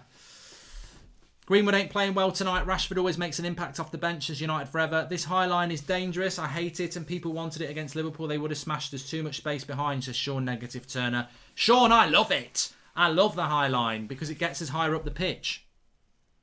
You've got to do that. You've got to be brave. You can't just play defensive all the time. Oh, Maguire, that's a bad ball, but Wan-Bissaka gets there. I like the high line. Look how high we're playing. It's good. Fortune favours the brave. It's not snowing where I live. It's raining, Mitch. Where do you live? Come on.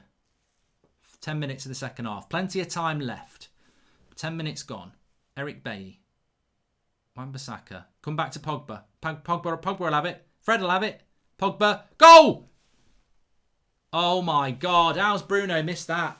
He was offside anyway. Thank God he was offside. Lovely cross by Pogba. You don't think Bruno can miss.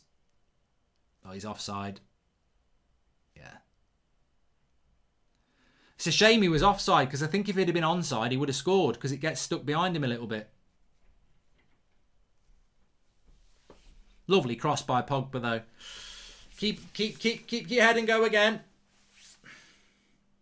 Bruno doesn't actually... If you've got Fantasy Premier League, Bruno got an assist on the first goal. If you've got real life, it's not an assist because the keeper got a touch on it before it landed to Cavani. But if you've got Fantasy Premier League, Bruno did get an assist on the first goal.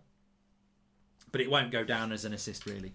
Pogba's been a bit quiet tonight, says Emily Derry. Hopefully he can grow into the game. I think we're going to have to make subs in this match.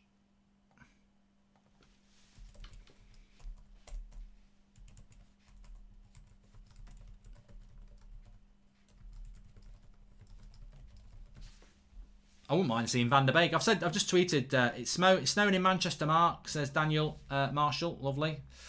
I would like to see obviously I'd like to see Marcus Rashford on. I wouldn't be opposed to getting Donnie Van Der Beek on in a game like this, to be honest with you.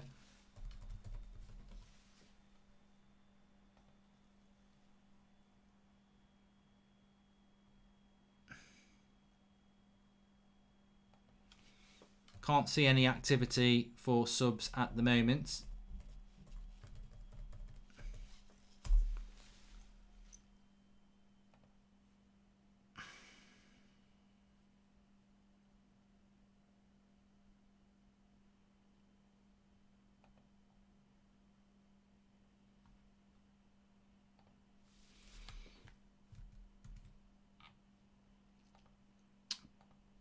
Geezer, do us a shout out to my son Frankie, 6 months tomorrow, United through and through already, sits with me and watches matches. Ricky and yourself, sign Grealish, is Tom Parker. Big shout out to little Frankie. Hope he's doing well, Tom. And Matic and Rashford for Greenwood and Fred, says Matthew Walsh. I think Matic... I just want us to get the second goal. I just think Fulham at the moment, are we doing enough? I think we will get there, but are we doing enough? You know what I'm saying?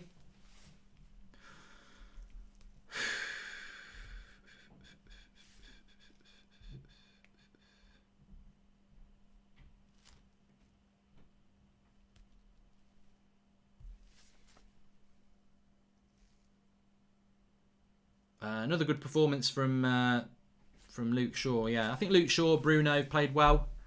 Cavani's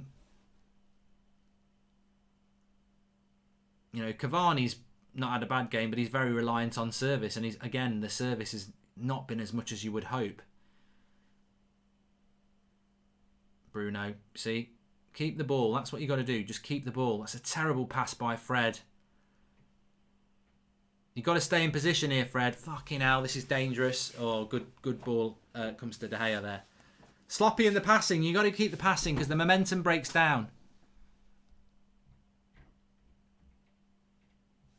High press, possession-based football. Surely this is a game suited to Van Der Beek. Nice intricate passing is what's needed, says Ali Sadiq. Just got to be careful of Fulham on the break, because I think if we go 2-1 down, we're going to struggle to win this game. What we're doing is right. We're trying to force the issue. We're trying to play a high line. We're trying to, get that second goal. But if Fulham get one on the break, we're not going to win the game. And that would be, hard. I like United playing a high line, but we're not the best playing it out from the back. Can you give my fiance Terry a shout out? As she's just getting over COVID. Cheers, Mark says United forever. Shout out, Terry. I hope you're feeling better, and I'm glad to hear you're on the mend. I think he's going to have to make changes. I don't know whether Matic is the change I would make, because the mobility that Fulham have got could be problematic. That's a shit cross by Fulham, thank God. And a big goal kick for Manchester United. Half an hour still to go. Plenty of time to go. The midfield sub for me would be Van Der Beek.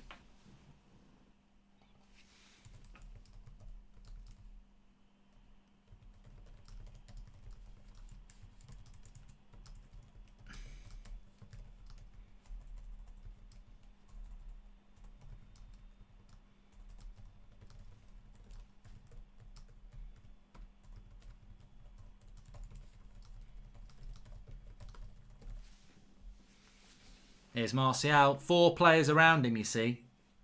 There's always mitigating circumstances with Martial. They absolutely crowd him out. Well, Bruno, that's 2 shit passes. He's got it for a throw in there. Stretch, says Matthew. Thank you. I do need a stretch.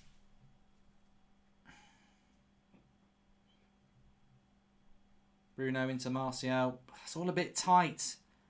Trying to force the issue here. Win the throw in. It's all a bit tight at the moment. I'm going to say it. That's what she said. Anyway, Fulham well organised. Look at that Fulham shape as well. There's 9 players behind the ball here.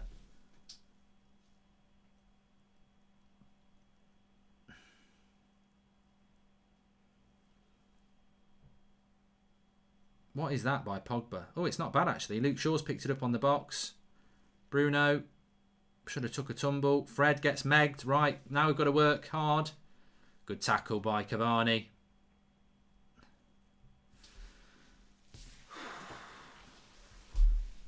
It's getting a bit mad, Cavani. That's what you want to see. Fred's passing's been a bit all over the place. Live comments not happy. Similar situation to Newcastle away, Mark. We bought Donnie on, and then the game went away, says Sale Red. Ignore the hate you're getting, Mark. Most Manchester Reds love the content. Thanks, Sale Red. Thank you very much. Thanks for the super chat there. Well done, Pogba. Go on, Greenwood. Bit of space. Run into it. Oh, book him for that, ref. Get your yellow card out. It's all right, give him the thumbs up. Give him a red. He won't be going like that then. I've always thought if I was a referee and I went to book someone and they went, yeah, it was a red, I'd say, fuck off. It's a you know when like he's just gone there, and yeah, to be fair, it's a yellow. Well, if you know it's a yellow, you can have a red because you're happy with the yellow. Put Martial and Greenwood on a plane to the Championship, says Gustav. Come on, let's calm down. We're trying to get back top of the league here. Let's support our players. Another throw in. He's going to have to change it here. Ollie's going to have to be brave, everybody. If we can't get Rice, then I would go for Kamara at Olympique Marseille for 20 million. And our right side is costing us defence and nothing in attack, says the mystery man. There is an imbalance down that right-hand side. I've just realised I've taken no notes for the match reaction. I probably won't need them in this game, to be fair. I'll just do it. I'll just wing it.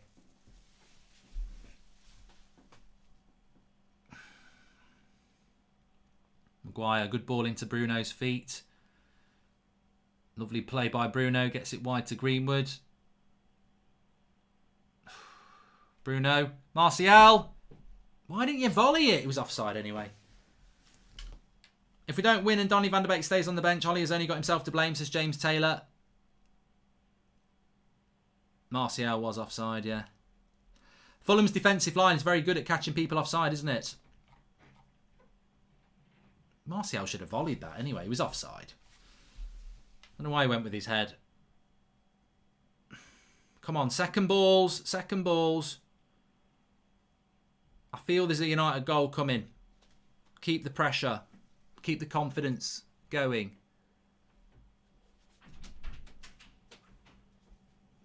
Oh, flick by Bruno. I don't like those flicks. It works, but I don't like them. Wan-Bissaka is Greenwood. He's always going to use his left. Cross comes in. Oh, headed away. Come on, keep the pressure on. Keep the pressure.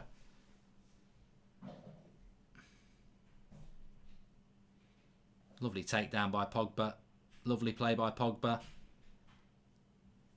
Oh, what a goal! Class! Absolutely class by Paul Pogba. 2-1 to Manchester United. What a takedown anyway. Slips past two players and hits a rocket off the left foot.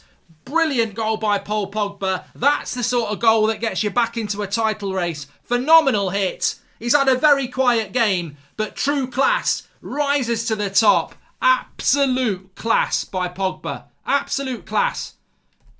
Appreciate it. Brilliant. I said a goal was coming. I said a goal was coming, didn't I? I said I felt a goal was coming. This is just brilliant.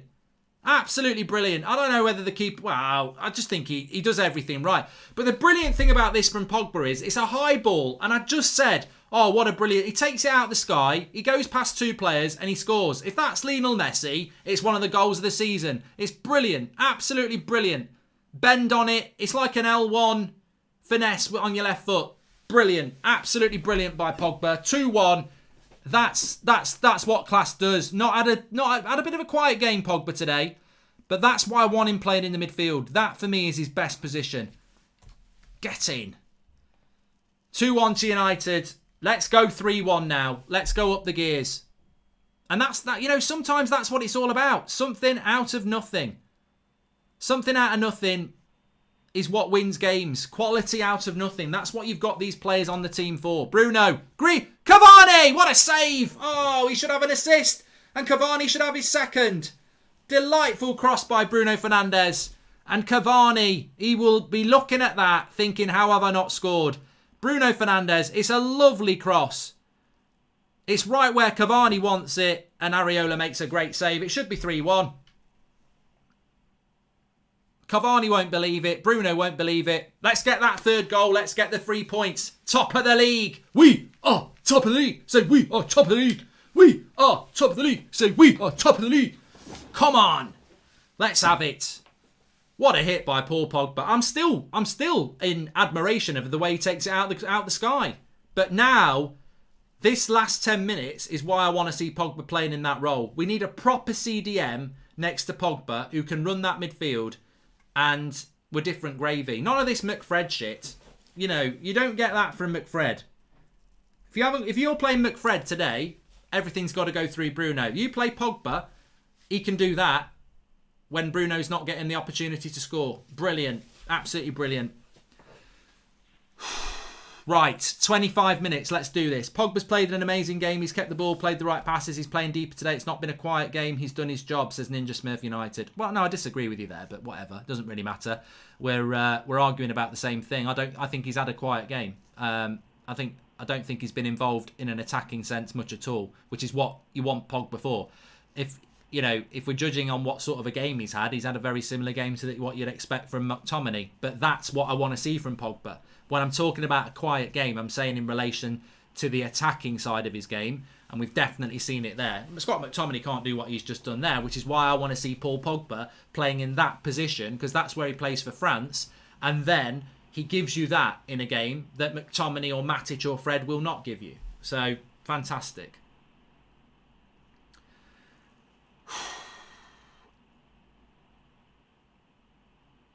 Well done, Martial. Oh, we'll have a yellow card there, ref. We'll have a yellow card for that. Pulling his shirt. Yes, get your card out. You've pulled. Oh, God. We're winning 2-1. We're top of the league. Can the bitches in the live comments going, he's not had a quiet game, piss off and have a cup of tea and leave us to appreciate Manchester United top of the league and a great goal? When I said he's had a quiet game, I was talking about in relation to his attacking influence. If you can't understand that, jog on, you bloody prats. What are you on about? He's not had a quiet game. He's not had a quiet game. I'm running this show. I said he's having a quiet game, in my opinion, because in the attacking sense, he's not done much. Well, he has done it now. And that's what I was saying. That's why you want a player like Pogba in that position, because he can do that sort of thing. I'd like to see him doing it a little bit more, getting forward, because he's got the quality to do it. Bloody hell. People on there, they just can't be happy, can they? They can't be bloody happy. They've always got to moan about something. We're top of the league. We're 2-1. He's just scored a great goal. And all I said is he's had a bit of a quiet game in relation to getting forward, which he has. You know, chill out. Careful, Baye. Would you make the substitutions now? I'd still take Greenwood off, yeah. I don't think Greenwood's had a very good game. Get Rashford on for the last 20. Make Fulham defend a little bit deeper, because they'll go for it, won't they? They'll go for it a little bit more.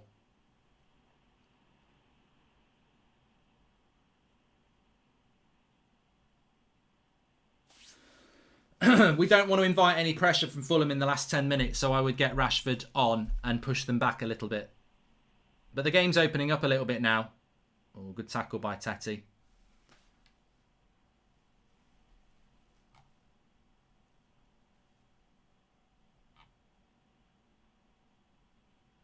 Get Donnie on, says Kevin Shields, and he'll keep hold of the ball. Welcome to the Members Club, Brock. And good players can have quiet games and produce magic, says United Forever. Mate, I'm not going on about this anymore. Let the idiots be idiots. What I said is, in relation to an attacking sense, Pogba's had a quiet game up until that goal. You know, I think that when you look at the actual performance, Fred was giving the ball away a lot and Fulham were competitive in the midfield. And about 10 minutes before that goal went in, at the start of the game, we were like, oh yeah, I love this midfield. Pogba, Fred and Bruno, it played really well against Sevilla. And I think into the game, there were some people sort of going, I don't know whether this midfield works. But what I said is, you know, I think people have been unfair to Fulham. They've been very good in their last 7 games. They've not conceded many goals. They're well organised and their midfield is well organised. So to expect Pogba and Fred to dominate their midfield would be, I think, a little bit unrealistic when Liverpool didn't dominate their midfield. Spurs didn't dominate their midfield. Chelsea didn't dominate their midfield. So Pogba and Fred dominating their midfield was probably unlikely. I don't think they've had a bad game. I think they've had to work. I think Pogba and Fred have had to work really hard. And I think they've had a good game. I'd like to see more of it. Because what people don't realise is that this is Pogba and Fred's first game playing together in months. To expect them to go out there and dominate a Premier League opposition is somewhat unfair. But this could be the start of something for the rest of the season, which is what I would like to see. If we lose Pogba, I think we're going to be doomed, says Tom Best. If buts and maybes, we've got the rest of the season to worry about, mate. PQ says, I'd get Donnie and Rashford on for Greenwood and Martial now. Pogba's been quiet, no doubt. I wish Fred had a bit more discipline to just sit as a CDM. Also, Cavani's movement is elite. Well, Cavani should have scored. It was a delightful cross from Bruno. Yes, Shay. Glad Pogba has had a positive response since saying he wants to leave. Bestie's been at United. Please can you call my girlfriend Georgia a prat, says Connor. And as Fulham, we're the only team we're yet to play. We've now stayed unbeaten away from home in the first half of the season. And for a full year, Jimmy Clearwater. I can't remember a game where Ollie did a sub before other coaches. This area of improvement for him, in my opinion, says Sebastian. More than half the games Messi is quiet, but he has moments because of which he's world class. Let the haters hate Mark, love the show, says SB. And Shaw and Cavani, men of the match so far for me. Both have worked so hard with real quality, says Nick P. And hi Mark, please do McGregor fight, says Vat. I'm thinking about doing the McGregor fight on Mark Goldbridge. That's football, to be fair. We are going to release the player ratings very soon. You can vote for it on the unitedstand.com. It'll be out very soon. It's interesting that somebody said that Luke Shaw and Cavani have been their players of the match. I think Luke Shaw's been fantastic again. Absolutely fantastic. He's so good. But you know what? I think Bruno's been fantastic today. But because he's not got a goal and not got an assist, people will say he had a quiet game. I think Bruno's passing's been brilliant today. I think he should have 2 assists. Obviously, he hit the post as well. He's had a couple of good shots in the first half. I think Bruno's had a fantastic game today as well. And I think you've got to give Pogba, Pogba could be the match winner. So you've got to say Pogba's had a good game as well. So, yeah, I think Pogba, Bruno, Shaw, Cavani, very, very good today. Very good. Martial to Bruno, to Shaw. Cross comes in, another corner. Is Shaw worthy of being captain, says Jack in life? I don't think he's got that personality. I don't think he has got that personality, has he really? But Bruno deserves a goal today. He's been that good. I think it would top off what's been a fantastic performance from him. Player ratings are actually open if you want to start doing them. Mark them out of 10. 6 is average, of course. I'll pop the link in the video description. But we've got a corner from Luke Shaw. Headed away, but Luke Shaw will pick it up. I'd like to get the 3rd goal because I did predict 3-1, but I'd also like to... I'd like to be comfortable in the last few minutes. You feel that this could go the way of Villa, where we give ourselves a moment. Right, I've dropped the link in the video description for you if you want to do your player ratings, or you can just go straight to theunitedstand.com, or you can wait till full time. But mark every player out of 10, star next to your man of the match, 6 being the average. And, oh God, good save De Gea. Luke Shaw did enough to put him off, but it was a shot there for Loftus-Cheek. Got to be careful here at the defence. What's going on there? Who's picking up the men? David De Gea saying that. What's going on there?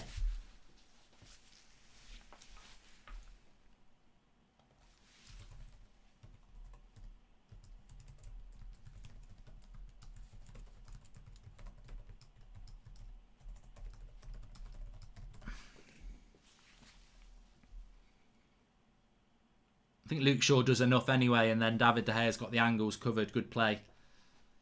Shaw is the best left-back in the league currently, says DBA. I think Andy Robertson's a very good left-back. I'm not going to pretend that he's not, but Luke Shaw is fantastic at the moment. Really, really is.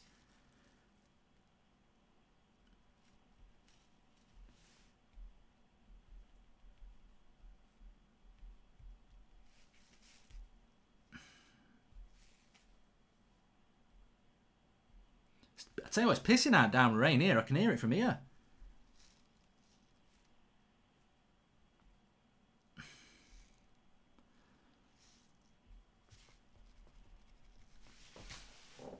I would get Rashford on. I think again, this is the thing with Ollie. The subs come a little bit late for me. It's like, we're 2-1 up. Is there any advantage for not making subs? Oh, I'm keeping them back for Sunday. Give them 15 minutes. Change the game up.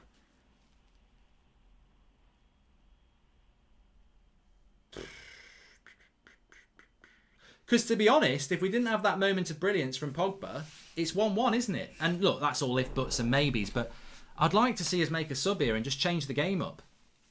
Fulham are just going to come forward, and they're used to playing against this 11. Change it up a bit. Give Fulham some different options, different things to worry about. That's not to say it's not a great win if we win 2-1. I'm just a little bit worried that, football's got a funny way of biting you in the arse. Wan-Bissaka, well played there.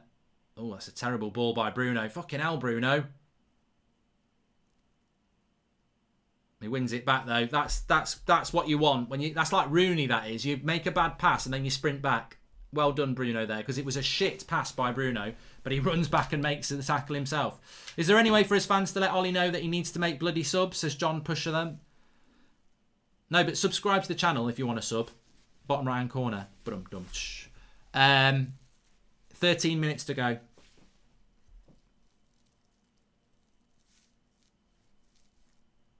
Fulham, look at Fulham now. They've got 2 up front. They're pressing up here. We've got to be careful. He's got to make a change. Go on, Bruno, down the right-hand side. Cross is good. Oh, he'll get a corner. Well done. Shaw and Martial don't work together, says Kieran Ford. You know what? I don't think that's true because Shaw and Martial did work together 2 years ago. And we used to have Pogba on the left side of the midfield and it worked quite well. I just don't think they've played together for a long time. It's a bit like Pogba and Fred, isn't it?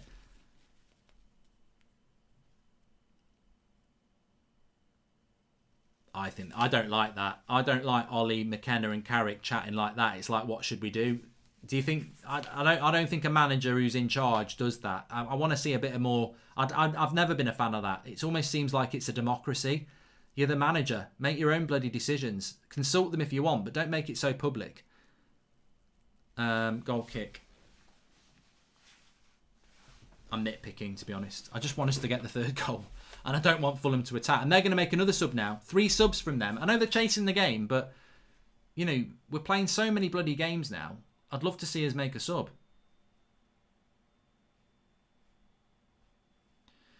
Are you nervous, everybody? Rivals will be sucking that goal towards that ball towards our goal. We'll be blowing it away. Sucking and blowing.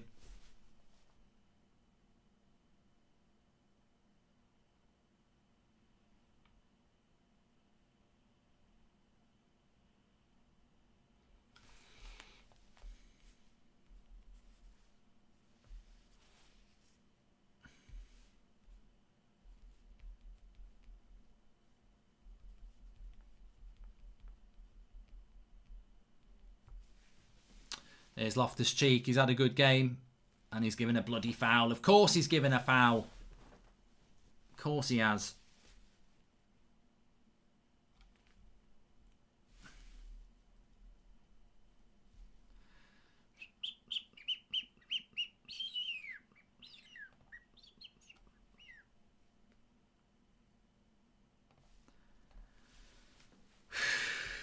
Still no subs. It is frustrating. It is frustrating. It's not frustrating if you win, but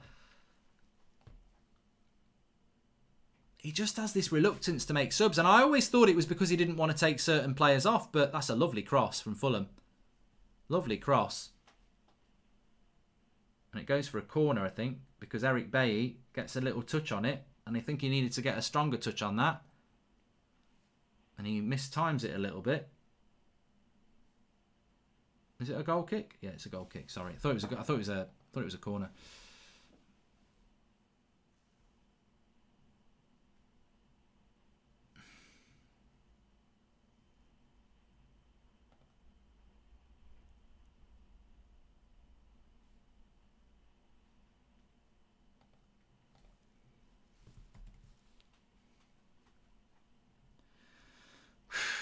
Squeaky bum time. Here's Cavani. So Greenwood. Quiet game from Greenwood, isn't it?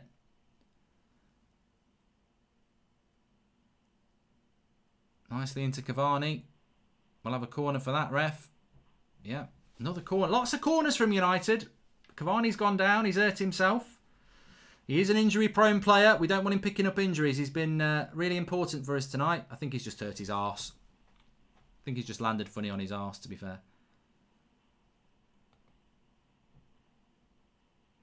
It's really raining here.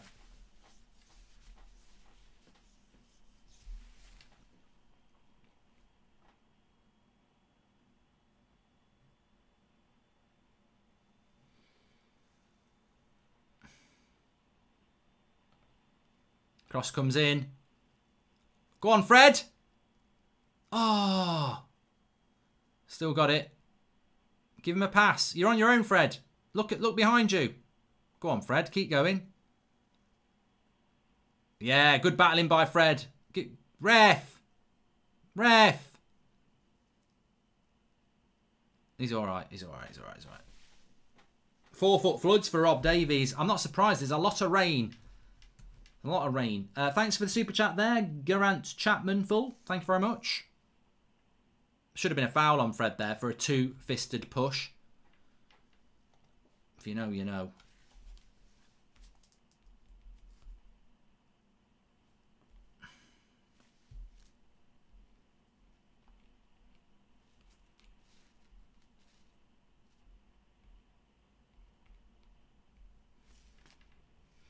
Eight minutes to go. Oh, he Loftus-Cheek just bullies his way past Fred. I don't like this. I do not like this. There's somebody on the back post. Luke Shaw. Loftus-Cheek. Oh, fucking hell. Luke Shaw does really well, but it comes to Loftus-Cheek. I think we're dancing with the devil here. We're dancing with the devil, not making changes. I don't like this. Do I not like this? I don't like this. I think we're playing with the devil, as I said, and we don't need to be doing this. He should have made some bloody changes.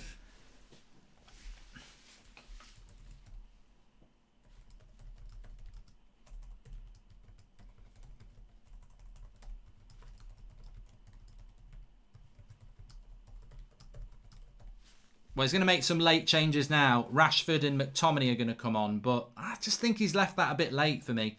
Thank you for the super chat, Sergio Mourinho. Of course, they've got Mitrovic on now, Fulham. Maguire's going to have to step up here. Greenwood, not strong enough. Fulham still got it on the edge of the box. Pogba, blocked. Get rid of it. They're still on it. Tete shoots over. We need to sort this out. They're laying siege to our goal at the moment. Feel for Greenwood. Didn't get right wing, so he's had to do the job there when clearly isn't his position at this early age of his development, says Robbo FM. Fair point. Rashford, Greenwood, and that is our strongest side without doubt, says Tom Parker. Interesting that you say that. Right, we're making the subs now. Martial's coming off for McTominay, and I think Rashford will come off for Greenwood, and I think we'll go diamond, won't we? That's what we're going to do.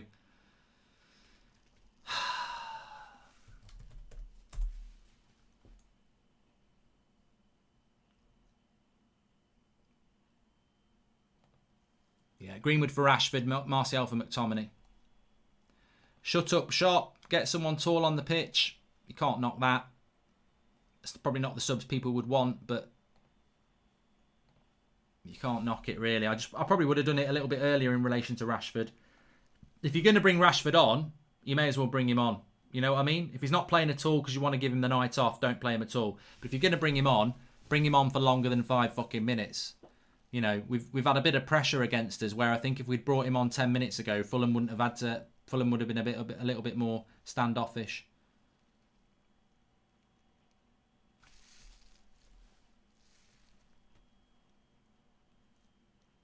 Eric Bailly there. That's a short back pass.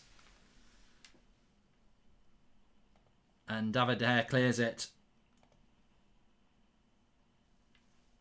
Now, I told you, it's never comfortable, is it? We're never comfortable at the moment.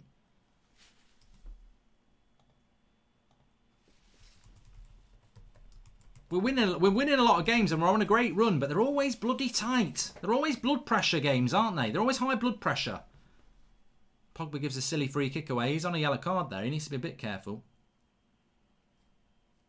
Oh no, I think it's a foul to us, actually. Bloody hell. What a hit by Pogba. They're just showing it back there. The link's in the video description if you want to do your player ratings now. We're only a few minutes from the end of the game. Mark every player out of 10. 6 being average. Put a star next to your man of the match and we'll go through that in the match ratings. Really enjoy doing that in the match reaction show because all your votes get aggregated so that we've got the most accurate Manchester United player rating system in the world, really, because it's voted for by thousands and thousands of fans. So get your votes in through the player ratings. It's free to do on the UnitedStand.com and the link is in the video description with that. You would have to imagine Donnie will get some game time against Liverpool now, says Graham Glynn. You would hope that he would start in that game. Wan-Bissaka into the box. And it's a goal kick.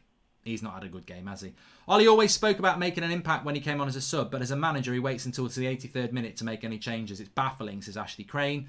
And you would have to imagine Donnie will get... Yeah, I've done that one from Graham. Thank you very much for the super chats. It's going to be a big win, though, for United. I mean, I don't want to move away from that. Very, very big win. Cavani's been given man of the match for the Fulham game, which is quite interesting because a lot of you felt that Cavani was man of the match. I don't think he's my man of the match. I think it's Bruno. I think Bruno's been fantastic tonight. I always love a performance where it's not about a goal or an assist, and I think Bruno's been brilliant tonight. I think Luke Shaw's been very good as well. I think Cavani has been good, and obviously he's got a goal. I think Pogba's been mature. Like I say, those 4 for me have been the standout players tonight. But this is what makes me laugh. Like, people are actually saying, no way is it Bruno. I don't think you understand football. Like, I think if he doesn't score or he doesn't get an assist, people just don't get how important he is. Like, he had a massive part to play in the first goal. His passing's been bang on. He's hit the post. He's ran the game in the midfield. Like, I don't get what people assess as a good footballer these days. I don't. And I'm not. And you're not in the minority. There are people who will just go, Bruno's been shit tonight. Yeah, his passing's been he's just done another one there. I think that one's going to go to Luke Shaw. Yes, it is. His passing's been brilliant today. His work rate's brilliant again. I think Bruno's had a really good game. I just don't understand what people are talking about when they say he's not been good. I think you expose yourself as a fraud as a football fan, because I just don't get it. I think Pogba's been good as well. I think Cavani's been very good, and I think Luke Shaw's been brilliant. And those 4 players for me have been the standout. Can you say Will's a washing machine? Thank you, says Jamie Woodburn. And thank you for the super chat existence. Ollie has improved in a number of ways, but managing subs is not one of them. Yeah, it's the next on the list, Brad, isn't it, for me? It is the next on the list. A couple of minutes to go here. It doesn't look like we're going to get the 3rd goal, so it's now squeaky bum time. We've got to just hang on. Fred's been good as well. I think his passing's been a little bit shit, but he's been very important. We're 20 subscribers away from 960,500, so please subscribe, bottom right-hand corner. I'm passing the time. I start to get nervous, so I start looking at other things. Yeah, I am nervous. I'll own it. Somebody said that, would you not give Pogba man of the match because he scored the winning goal?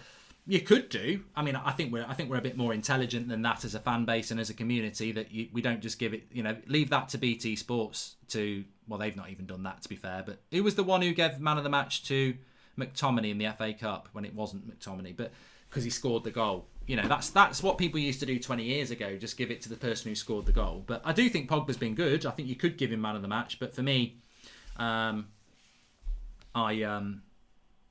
as I said, I think man of the match contenders for me would be Cavani, Bruno, Shaw, because it's been another workman-like display. But look, we've not battered another team, have we? Every game we play, it's tight.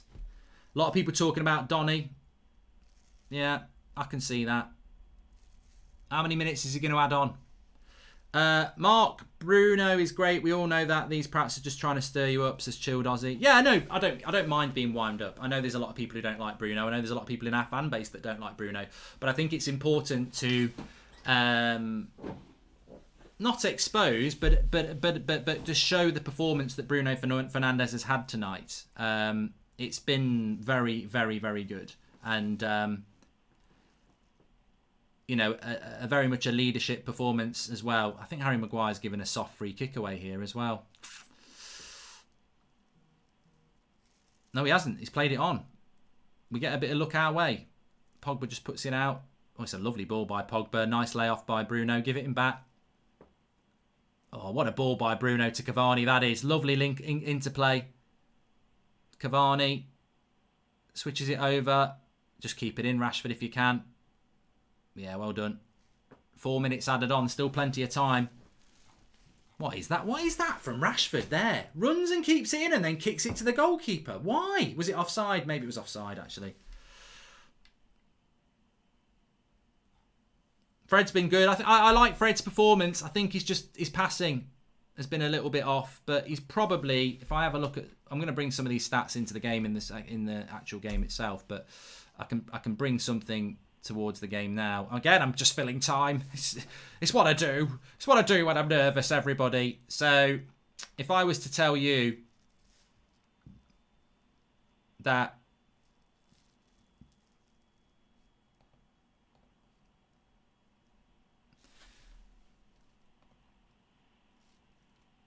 oh my God, on the back post, Lookman, good tackle by Wan-Bissaka. Paul Pogba's made the most tackles. Paul Pogba's made the most tackles, 4 tackles, and their right back Teti, successful tackles. It's Pogba. Luke Shaw's had 100% tackle success rate. Oh, I'm passing time here. Headed away, brilliant header away by Eric Bailly. Come on, push him out. Still a minute and a half to go. Bloody hell, it's soft sell. Cross comes in. Handball ref. Rashford's not on it, is he? Rashford's just looking like he's running around within himself. Oh my God, I thought that had gone in from Mitrovic. I'm crying here. I'm absolutely crying here. I'm dying inside. The cross comes into the back post. Mitrovic heads it. It goes off Eric Bailly and literally goes off. Oh my God. It looks like it's going in. For fuck's sake.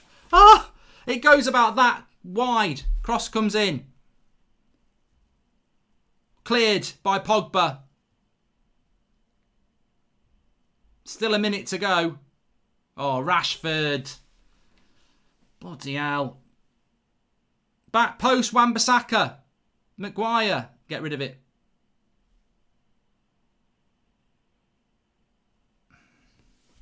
Bloody hell.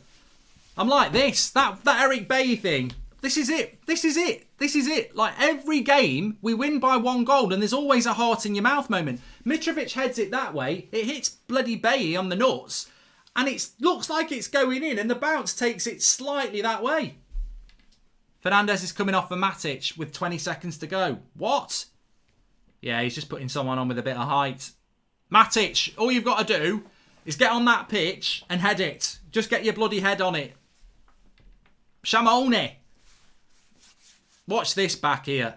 Mitrovic, when that hits Bailly, I think it's going in.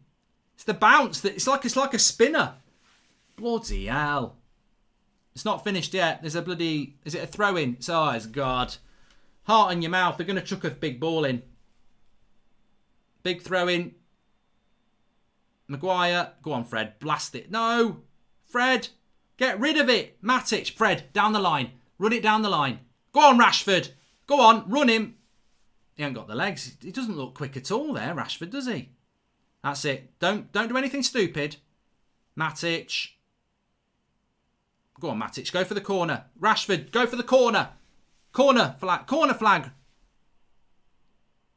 Oh, what's he doing? He's fell over. 10 seconds to go. Matic. He's blown the whistle. Get in. Yabba dabba doo. Shamone. Shamone. Think I want to dance now. Get in. Get in. Get in. 2-1 win. Scrappy dappy doo. We don't care. We win the league. We haven't won the league. We're top of the league. I wish we'd won the league. We're top of the league. We've battled there. We've got the points. And that's what it's all about. Team goals. Team performance there. Everybody had to battle. And I suppose that's the thing. Teamwork. It's really important that the team works together. Shamone! Get in. Get in. Absolutely fantastic. 2-1 win. Fulham did exactly what they said on the tin. They worked hard. They kept it tight. They were well organised. They've only lost by a goal. But that's a big, big win for Manchester United. A very, very big win. Over the moon with that. Over the moon with that. But thank you very much, everyone. We're going to go over to the match reaction. I'll be live there in about a minute's time. Thanks to Boohoo Man. Remember, you can get your active range and get 40% off through the link in the video description. Brand new range, which I'm wearing here. Thanks to Boohoo Man for that. Player ratings. Get your player ratings in between the shows. You can go to theunitedstand.com to do it, or you can go through the link in the video description. Mark every player out of 10. Put a star next to your man of the match. We'll go through that in a minute as well. You can go through the homepage for the next match reaction, or again, that's in the video description. I'll see you over on there in a minute. Shamone! Shamone! Let's get in. We're top of the league. You know what's going to happen at the start of the match reaction. Get your singing.